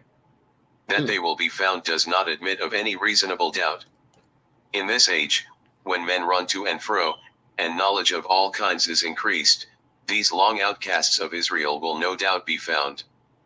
There have been various conjectures as to where they are. Some of them seem probable, but none upon the whole very satisfactory. One theory of late has been held and brought before the public, accompanied with arguments which render it, as many think, Almost certain. Dr. Elias Boudinot, of New Jersey, the first president of the American Bible Society, published an octavo volume, which he called One the Star in the West *. The name was suggested to the doctor by a learned work of a Christian traveler in the East, whose name was Buchanan. He had published some time before a book called The Star in the East, a very interesting work, in which he states that he found in the south of Asia numerous descendants of the 10 tribes. The Star in in the the south West of ought to be Asia? read. You mean right off the skirts of America? Being that Asia was one of America's lands, and yeah, that part. By every friend of the Israel of God. The readers of your publication would be interested by a statement of a few arguments in support of Dr. Boudinot's theory. First, a rabbi from beyond the Caspian Sea wrote to one of his friends remaining in the land of Israel, that he and his brethren had determined to go in a body a journey of 1 year and 6 months, and go to a place where they never could be heard of again. His letter is found in the Apocrypha, which, though uninspired, is generally found to be good history. The king of Assyria, in the 6th year of Hezekiah, carried away Israel beyond the Caspian Sea. And the king of Assyria did carry away Israel unto Assyria, and put them in Hala and Habor by the river Gozan, and in the cities of the Medes. Y'all hear them talking about how they dispersed your people all over these places, all these continents now? They're known continents now. They're telling you how your people got all over the world. Is y'all listening? Listen close. Listen close. Probable. The Star in the West ought to be read by every friend of the Israel of God. The readers of your publication would be interested by a statement of a few arguments in support of Dr. Boudinot's theory. First, a rabbi from beyond the Caspian Sea wrote to one of his friends remaining in the land of Israel, that he and his brethren had determined to go in a body a journey of 1 year and 6 months, and go to a place where they never could be heard of again. Chat hear me. His letter is found in the Apocrypha, which, though uninspired, is generally found to be good history. The king of Assyria, in the 6th year of Hezekiah, carried away Israel beyond the Caspian Sea. And the king of Assyria did carry away Israel unto Assyria, and put them in Hala and Habor by the river Gozan, and in the cities of the Medes. 2 Kings Sliding, 2. The river of the Medes is Gihon, which enters into the Caspian Sea on south, through ancient Media. Peter the Great, of Russia, adopted the same policy with the Finlanders when he conquered them, planting them in the eastern outskirts of his empire. Now those Hebrews could not go south, for Hindustan was peopled by the descendants of Abraham many hundred years before, for they sent away the children of the concubines to the east country. Shinar was peopled bv the children of Keturah. The whole valley of the Euphrates and Tigris was thickly settled by the Assyrians. Of course there was no other way for the colony of Hebrews than toward Bering Strait. That journey would have required 1 year and 6 months, for a large colony, their carriages, cattle, and provisions, through an unsettled country. Bering Strait is 40*. See The Life of Sir William, by Lord Tygemouth. TC2 as 313, 40 miles, and is even now frozen over in winter, and much more would it be then. Second, a second argument that the Tartars are descendants of the 10 tribes. Mr.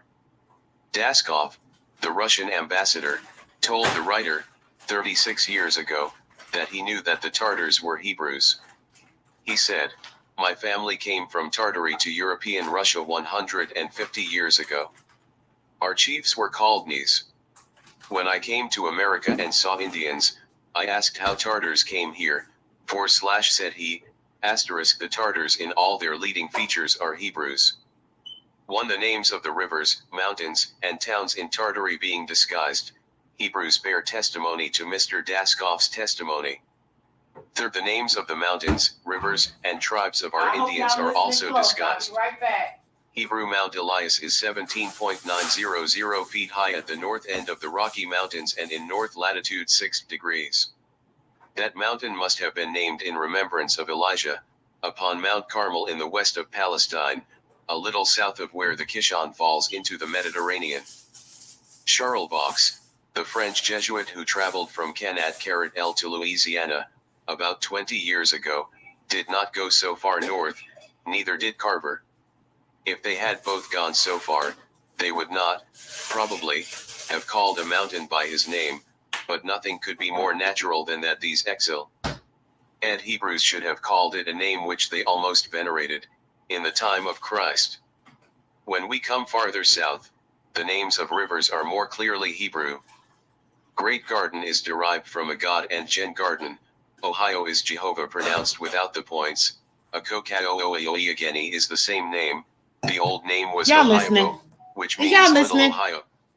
The Potawatomi Indians call the Mississippi Mishapawa, which is plainly derived from Mesa, Moses, and Pawa, father, which means Father Moses, and we call it the Father of Waters. Father of Kanawha waters. is Gana Abba, Father. The patience of the reader Ghana would be Abba. exhausted should the writer attempt to identify the Hebrew names with the 1/10 of American rivers. The names of Listen. tribes and towns are as clearly of Hebrew origin. The Mandans from Man and Dan, and means Dan. Other names of tribes are to the same effect. Fourth, from the literature of the Indian tribes asterisk, if it may be called by that name, the writer has seen a paradigm of the Mohican So you know how verb. they keep telling you, hey, you guys, Indian is a misnomer as well. Why do you want to claim to be Indian? Why do you want to claim to be Indian? Because see, if I don't claim that I am Indian, there's no way to associate me with being the original tribe of the land, going back to the cover-up of the great people, going back to the cover-up of the true Hebraic nation, right? Stealing of our land, stealing of our culture, stealing of our everything, right? I hope y'all listening close. Y'all know I don't do this for nothing. Come on, y'all, let's go. Miles, and is even now frozen. The names of tribes and towns are as clearly of Hebrew origin. What did The I tell Mandans- y'all about the tribes and the towns being associated? The names of tribes and towns are as clearly of Hebrew origin. The names of tribes and towns, the tribes and towns come from the names of who they derive from. They're breaking this down, guys. Listen, please listen. From Man and Dan, and means Dan. Other names of tribes are to the same effect. Yes, Kahi, Fourth, period. from the literature of the Indian tribes asterisk, if it may be called by that name, the writer has seen a paradigm of the Mohican verb. Asterisk, see notes to Bottineau's Star in the West, which gives a vocabulary of some of the words. The Reverend W.M. Smith, a Presbyterian minister among the Indians, who has finished a translation of the New Testament in the Mohican language, told the writer that he had for years labored. Hebrew tribe, the 10 tribes of Israel, the Hebrew tribe, the Hebraic tribes, the Indian tribes, the Indian tribes, tribe, to make a paradigm of the Mohican verb. At length it struck me that it was cast in the Hebrew mold, and I made this one, which I will show you. It was printed on a large sheet, and any Hebrew scholar would at once recognize the suffixes and affixes of the Hebrew Bible. At the time the writer heard this, Mr. Smith was in Albany, superintending the publication of the Mohican Testament. Several years before that, the writer of this article had seen a grammar of the Chilean language, and the verb was cast in that Hebrew mold. No Hebrew scholar could doubt this. It may be said that Chile is South America. Very true, but let it be remembered on our side that Hebrew emigrants had been in America 500 years before Christ, and of course the Mexicans are... They've been in America 500 years before Christ. Yeah, y'all heard it, right? I mean, this is nothing I'm making up. I keep trying to tell y'all this stuff. It's so serious and deep right now, right? We're going to go back. Descendants of the Hebrews, if it be true that the Chileans are. Judge Breckenridge, no Hebrew scholar could doubt this. It may be said that Chile is South America. Very true, but let it be remembered on our side that Hebrew emigrants had been in America 500 years before Christ, and of course the Mexicans are descendants of the Hebrews, if it be true that the Chileans are. Yes, brother, exactly that. They keep changing the town's names. Because changing the names, they're trying to reassociate or disassociate you from the Hebraic meaning, which takes you and associates you to the tribe of royalty, which are the kingdoms and queendoms. Like, it's so serious right now. I really be wanting y'all to see the clarity of all of this. It's like so much. It's so much stuff, right? It's not just like 1, 2, 3, 4, 5, 6, 7, 8, 9, 10 damn things. It's 1,001 damn things, y'all. And I know it's only so much information I can put in one video, and so, but I got 700 videos, guys. All these videos go into so much information. The clarity of most of this stuff all going around and coinciding together, at least 450 of those videos about this real true story, breaking things down. You have to really decipher the information to see the truth. This is why I break it down the way that I do. This is why I try to explain things, because it's important that you guys really get it. And I know y'all see it because y'all got the truth, the light in y'all. Y'all over here. Let's go. Let's go. The Reverend W.M. Smith, no Hebrew scholar could doubt this. It may be said that Chile is South America. Very true, but let it be remembered on our side that Hebrew immigrants had been in America 500 years before Christ, and of course the Mexicans are descendants of the Hebrews, if it be true that the Chileans are. Judge Breckinridge, who was secretary of the legation to Mexico, told the writer that the language of the Mexicans was a very jingling language, a great many consonants and few vowels. In that it resembles the language of the Tartars. Their usages indicate the same thing. First, they have a long festival in spring, the time of year the Jews keep their Passover. Second, many of the Indians, especially those of western Pennsylvania, 70 years ago did not eat of the sinew that shrank. Third, they make a tent and enter that tent to purify themselves. Sixth, one tribe at least has a box in which is a copy of parchment which they keep most sacred. This the writer had from Mr. Shannon, a very respectable gentleman, who said that after great persuasion they shewed it to him. It was written in large letters with blue ink. Mr. Shannon was not a Hebrew scholar, and did not know what language it was. Seventh, inscriptions. The writer will speak in the first person, as is customary now. In going down Lake Champlain, in December, 1832, I was detained by an accident, which happened to the steamboat at Lake Ticonderoga. There I discovered, near a small village, Hebrew letters on the rocks. At first I thought they were the marks of feet upon the rocks, which M.R. Morse speaks of in his geography, but on reflection I saw that some were Hebrew sheens. They were large letters. See the narration of Colonel James Smith. From 4 to 5 inches long and beautifully carved. They are engraved in hard trap rock, history. a They gonna quarter keep of an hiding inch it. deep, Y'all don't hear and me. a quarter of an inch wide in the thickest part, and then in beautifully curved hairlines. I found, also, Gimel Yod Hate in its oldest Yeah, form. bro, we'll chat about it later. I did not see them, but presume to say that there were more than 100, near the outlet of Lake George. I found an anchor with 2 flukes. I found but 2 words Shukuku for family, the family of the Shuhires. There are other inscriptions in Pennsylvania, on the rocks on the route of the canal, I have heard. Now all these facts render it probable that our Indians are the outcasts of Israel. It is hoped that our ministers in the West will enter into further investigation. J.R.W. As the ministers have failed to make any further investigation of the subject, the writer feels called upon to give the public all the information he has collected We on this appreciate subject the during the information, past 15 JRW. years. The following is from Alexander S. Messenger, published many years ago, in Philadelphia, PA, a government officer stationed at Lake Superior, at an early day, before any white settlers had invaded that part of the country. Not a government officer, not a government that's already set up before any white settlers invaded the part of the country. Listen, they're telling you right now. We went over this so many times just to clarify for those in the back that can't really hear, can't really see, can't really think. They're blinded in their mind and shit. These people already had governance in all of these lands. Why do you think we have the map? Why would they have a map showing all the crests, the names of the town? Why would they have all that set up when these people got here? How could they know Who could have created the map other than the people that created the townships, and their names and families were there? Come on, guys, make it make sense. This is more confirmation, even here, explaining even further into detail the hiding of your people. With the number of Indian tribes, found one tribe in possession of a copper tube, tightly soldered, and when asked what it contained, they said they were not able to tell, but they had received it from their ancestors a long time ago.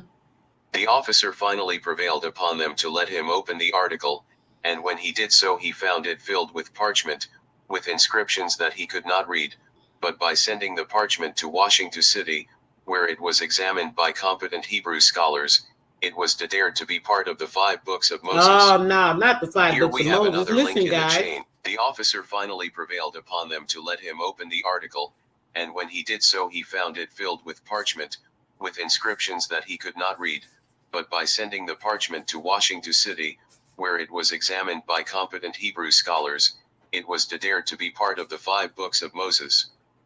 Here we have another link in the chain, proving that the Hebrews were here many years before the white man came to this continent, and that the present North American Indians are their descendants.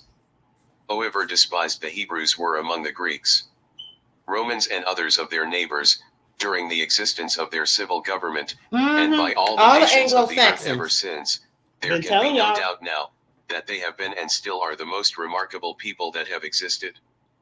Since the 1st century after the flood, it does appear from their history, and from the Holy Scriptures, that the great governor of the universe, in his infinite wisdom and mercy to our fallen race, did select this nation, from all the nations of the earth, as his peculiar people, not only to hand down to mankind at large, the great doctrine of the unity of his divine nature, with the principles of the worship due to him by intelligent people, the universal depravity of man by the fall of Adam, with the blessed means of his restoration to the favor of God, by the shedding of blood, without which there could be no forgiveness of sin. But that also through them the means and manner of the atonement of sin by the promised Messiah, who was to be sent into our world in the fullness of time, carried for this invaluable purpose, and who was to be a divine person and literally become the desire of all nations, should be propagated and made known to all mankind, preparatory to his coming in the flesh. And that afterwards, this people should be supported and proved in all ages of the world. That's right. By They means should of be. their miraculous preservation against all the experience of other nations. Yeah. For while dispersed through we will rive large extracts from a work published in the early part of this century by Dr. Julius It to Lilfanaffel. The world without a spot of land they could properly call their own, and despised and persecuted in every part of it, yet they have continued a separate people, known by their countenances, while their enemies and conquerors have wasted away, and are, we still as here, it were, lost from the earth, in fulfillment of the declarations of we their still prophets. here. In Go spot, back. the world without a spot of land they could properly call their own, and despised and persecuted in every part of it, yet they have continued a separate people, known by their countenances, while their enemies and conquerors have wasted away, and are, as it were, lost from the earth, in fulfillment of the declarations of their prophets, inspired by God, to the astonishment of all nations. This people was also a living example to the world of the dealings of divine providence towards the workmanship of his hands, by rewarding their obedience in a very extraordinary manner, and punishing their willful. The workmanship of his hands. Who they talking about? Come on, y'all. The clue's so evident. Transgressions in a most exemplary manner. Though he often declared them his peculiar, his chosen, his elect people, nay, that he esteemed them as the apple of his eye, for the sake of his servants Abraham, Isaac, and Jacob, their progenitors, yet he has fully shown to the world, that however dear a people might be to him as their governor and king, or by adoption, that no external situation or special circumstances would ever lead him to countenance sin, or leave it unpunished, without a suitable atonement and deep repentance. They also answered, but in a stronger manner, the use of hieroglyphics and figures, as a universal language, to instruct all hieroglyphics mankind. And figures, that means they would what? They would have to be the people that built the mounds, right? They were also but in a stronger manner, the use of hieroglyphics and figures. These would have to be the mound builders, right? Oh, they talking about the Hebrews though, but the Hebrews, the mound builders. Oh, the mound builders, the Indians, the Hebrews, it sounds like, right? Does it sound like, or is it fact what they're saying right now? They said the use of hieroglyphics and figures as a universal language, having the language to control the universe. The traders. In the mind and will of God, before letters were in general use, and had this knowledge been properly improved, would have been more effectual than instruction by word of mouth or personal address. Mm-hmm. God has acknowledged them by express revelation by prophecies, forewarning them of what should befall them in the world, accordingly, as they kept his commandments, or were disobedient to them, until their final restoration to the promised land. In short, their long dispersed state, with their severe persecutions, and still continuing a separate people among all nations, are standing, unanswerable, and a complete fulfillment of the many prophecies concerning them, some thousands of years past. Another essential purpose, in the course of God's providence with his people, is also to be produced. The restoration of this suffering and despised nation to their ancient city and their former standing in the favor of God, with a great increase of glory and happiness, are expressly foretold by Christ, his prophets, and apostles, as immediately preceding the second coming of our Lord and Savior Jesus Christ, to this our earth, with his saints and angels, in his own glory as mediator, and the glory of the Father, or of his divine nature, plainly distinguished from that humility and abasement attending his first coming in the to flesh. your right mind.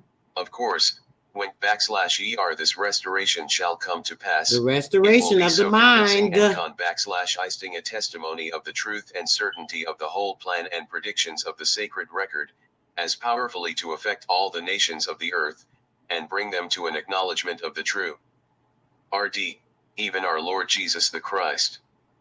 For, as Bishop Warburton justly asks, if the explanation of the economy of grace, in which is contained the system of prophecy, that is, the connection and dependence of the Church of God, of no use, surely of the greatest, and I am confident nothing but the light which will arise from thence, will support Christianity under its present circumstances.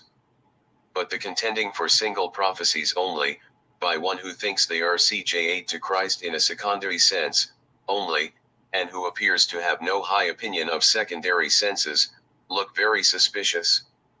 Who thinks they relate to Christ in a secondary sense, in a second person only, and who appears to have a high opinion of secondary senses. High opinion of secondary senses, the correct senses, right? Looks suspicious. They're coming into their being, their own mind, right? Their own governance and their self, understanding the hierarchy of their mind state. Had all the great facts of Revelation happened several thousand years ago, and the proof of their reality been ever so conclusive at the time, and nothing more done, but barely to hand them down to posterity as then delivered in the testimony for their support at a given period from their fulfillment, would have lost all its weight, and the world might justly have been excused for doubting of their credulity. But God, in his great mercy, has left the children of men without excuse, because he has so ordered it, in his infinite wisdom, that the farther we record from the facts, the more do the evidences increase upon us. And this existence of the Jews, as a separate people, under all their afflictions and distresses, and that scattered among almost every nation on earth, is not among the least conclusive, but is like the manna, kept in the ark in it. Listen, the Jews as a separate people, under all their afflictions and distresses, and that scattered among almost every nation on earth, moved about to every nation on the earth, is not among the least conclusive, but is like the manna. Even your breath gives energy to this earth. Your carbon emissions, like the manna kept in the ark in a state of purity, hidden from you. You don't even know your value, your worth.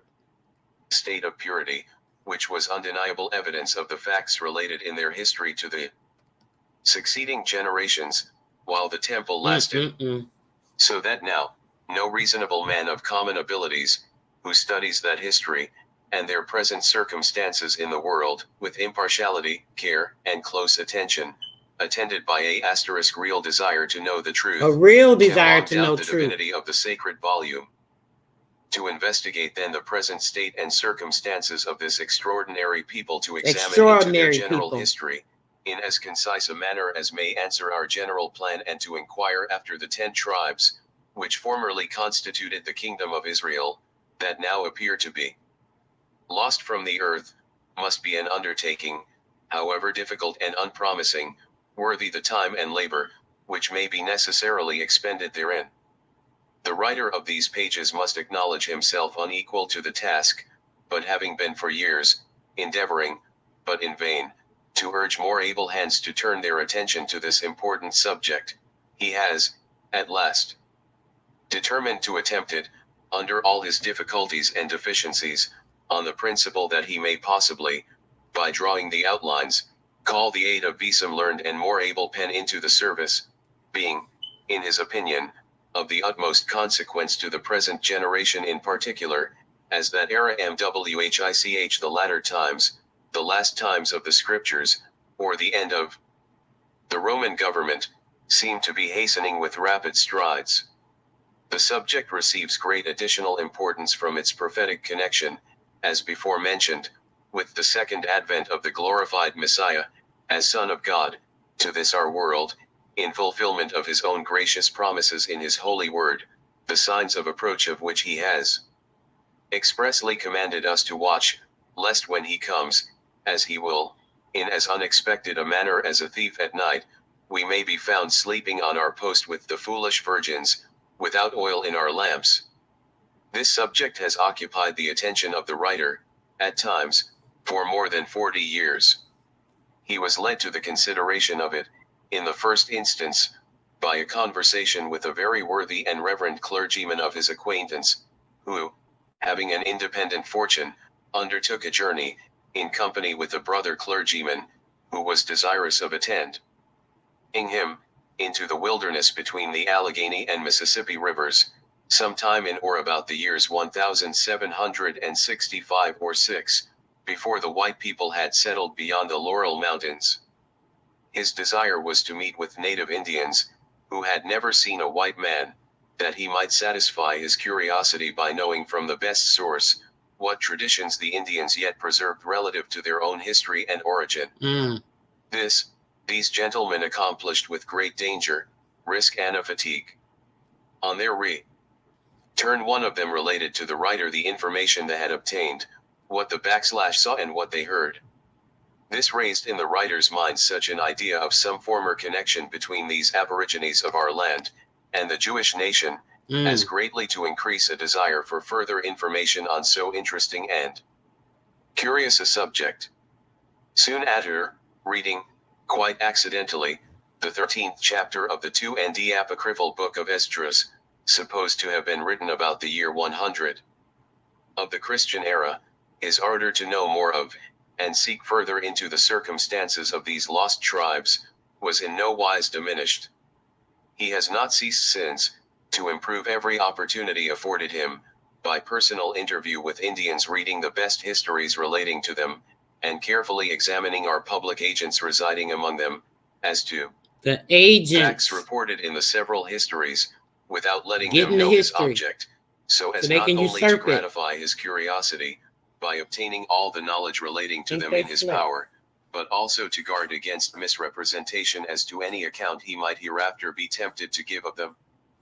His design at present is, if by the blessing of Almighty God his life, now far advanced, should be spared a little longer, to give some brief sketches of what he has learned, in this important inquiry, lest the facts he has collected be entirely lost, as he feels himself culpable for putting off this business to so advanced a period of life, as to leave him small hopes of accomplishing his intentions. He does not mean to attempt to solve all the difficulties, or answer all the objections that may very probably attend this investigation. It must be obvious to every attentive reader, who considers the length of time since the first dispersion of the 10 tribes of Israel, the wandering and destitute state of the Indian nations, their entire separation from all civilized society, their total want of the knowledge of letters or of writing, the strange inattention of most of the Europeans, who first settled among them, to record facts relating to them, and the falsehood and deception of many of the few who did attempt it, the difficulties attending the obtaining a critical knowledge of their language, customs, and traditions, arising from a prudent, though a violent jealousy and fear of the white people, from whom they have received little else but irreparable injuries, want and BV. Early Jewish history. Destruction and extreme sufferings. It must be allowed that under such untoward circumstances, many unsurmountable difficulties must arise, that cannot be avoided. Don't y'all hate how they have this Hitler story telling you about these poor Jewish subjects that were through this horrible Holocaust? They took y'all's story, condensed it to a story to try to say that they were the people of the Lord, the ones of God, and to take your story, condensing it to this German and Jewish big war between the Germans and the Jews. But we know, and we've read at least in 2 different books, that the German and the Jews were the same people. So they fictitiously created this big war between the Germans and the Jews. Oh, horrible Hitler. Hitler coming down on the Jews, on his own people, basically, right? When we know the people over there in Germany, I've shown you guys, I got builds on it, that these people were dark-skinned people as well. So they were what? They just told you that these people were dispersed all over the land. It shows you how they went across the Caspian Sea. All of our Aboriginal Hebrew nation tribes were gone across to all 4 corners of the world. This is why they were able to be established in these areas, right? So now, when we're thinking about that, they tell you about this story and this so-called Holocaust and the Nazis coming against these Jewish people. Who are the Jewish people? The Nazis that are coming against the Jewish people. The Germans are the people of today, right? The Jews, the Germs, the Khazarians, they're all the same people, right? They're coming against the who? The true Israelite nation, right? They've even reconstructed a holy land in a false, pretentious, desolate area and said that that is the true land of the Holy Land. And they try to tell you that that is the story of these people. But you know that you're seeing the story right now, right? Only if you have eyes to see and ears to hear, then you will be able to understand this. Let's go. In the prosecution of this compilation, the writer will avail himself of the best accounts given by the Spanish writers he can meet with. That's right. Histories written by our own people who first visited this land, or have Histories since made written themselves by who? acquainted with the native inhabitants. Uh-huh. Arid recorded anything relative to their languages, customs, manners, and habits, such as Colden, Adair, Brainerd, Edwards, June. On the language of the Mohegans, also of the information received from the Reverend Dr. Beatty, Bartram, and others, of their personal observations, while with the Indians. The writer is aware that Sir William Jones, whose character stands so high in the literary world, has endeavored to show that he has discovered the tribes of Israel in the Afghans of the Eastern world, and he produces the account given by Esdras in proof of it. And although the writer would pay the utmost respect to the learning and judgment of that excellent man, and would not dispute the Afghans being of Jewish descent, yet Sir William himself, in his abridgment of Persian work, entitled The Secrets of the Afghans, transmitted to him by M.R. Vansittart, informs us that this people, in relating their own story, profess to be descended from King Saul. And they say that Afghan lived in the time of David and Solomon, and finally retreated to the mountains, where his descendants became independent, and exterminated the infidels, meaning the heathen. Now, in the first place, Saul was not an Israelite, but the son of Kish, a Benjamite, and therefore many will be found in the east, but not of the tribes one of Israel. Secondly, if we look carefully into the account given by Esdras, and Sir William has given authenticity to his account, we find that the 10 tribes he speaks of were carried away by Shalmaneser, and it is agreed on all hands that he sent them into the countries near the Euxine Sea.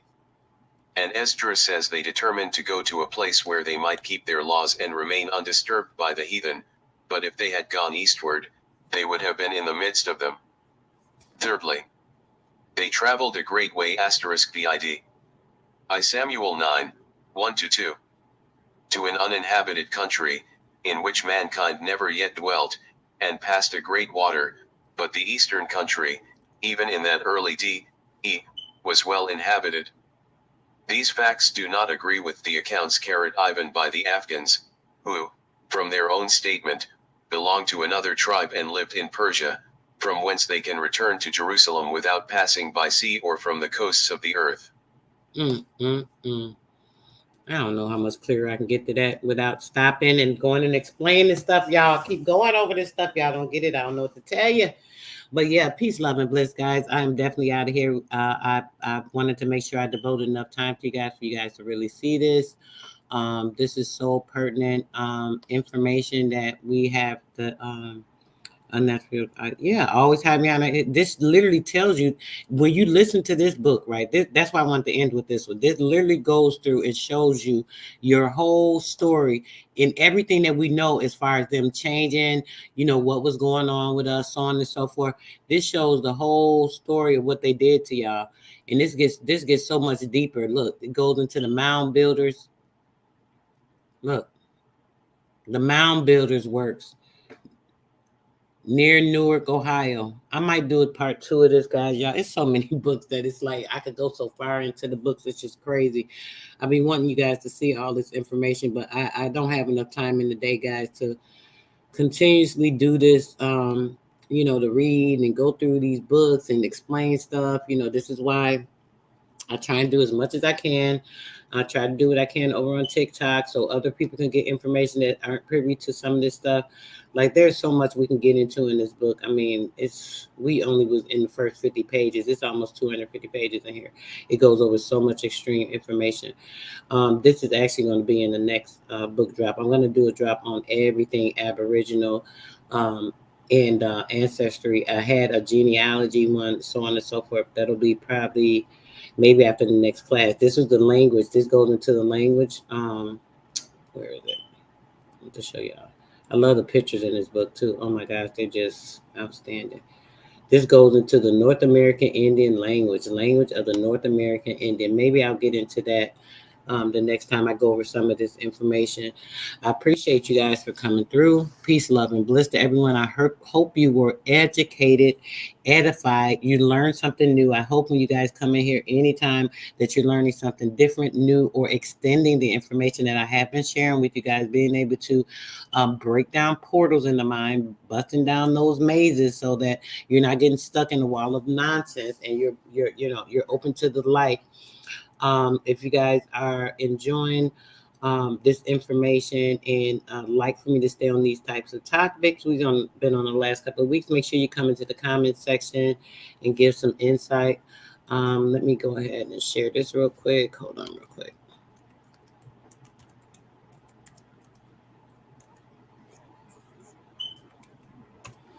All right, make sure you guys go in and support if you guys are interested, of course, only if you need something. SistarSoul store. You guys can go in and get your organic healing oil. I'm telling you right now, with the weather like now, you guys probably want to make sure that you let me know. You have a great day as well. If you need anything, you guys can check out the page at SistarSoul.us.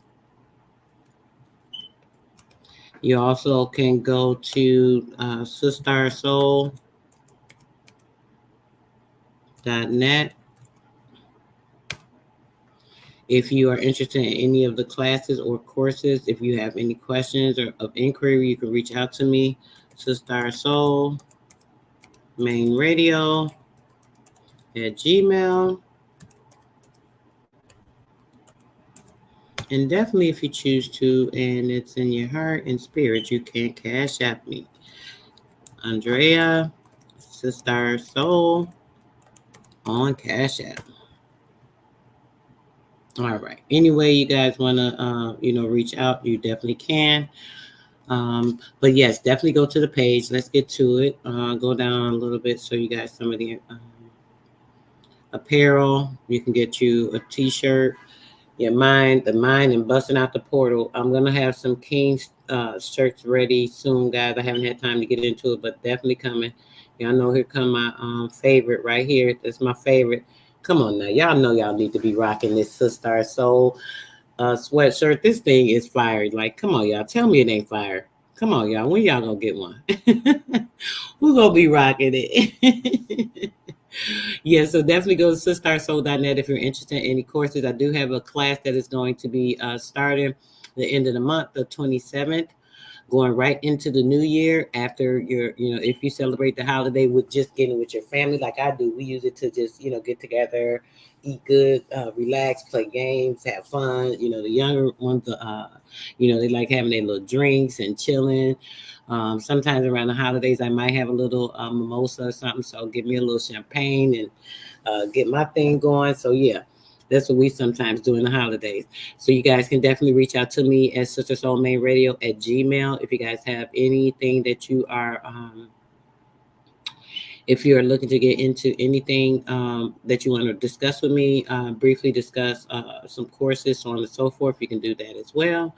And of course, feel free to cash app if you guys are intent and you feel in your spirit to support.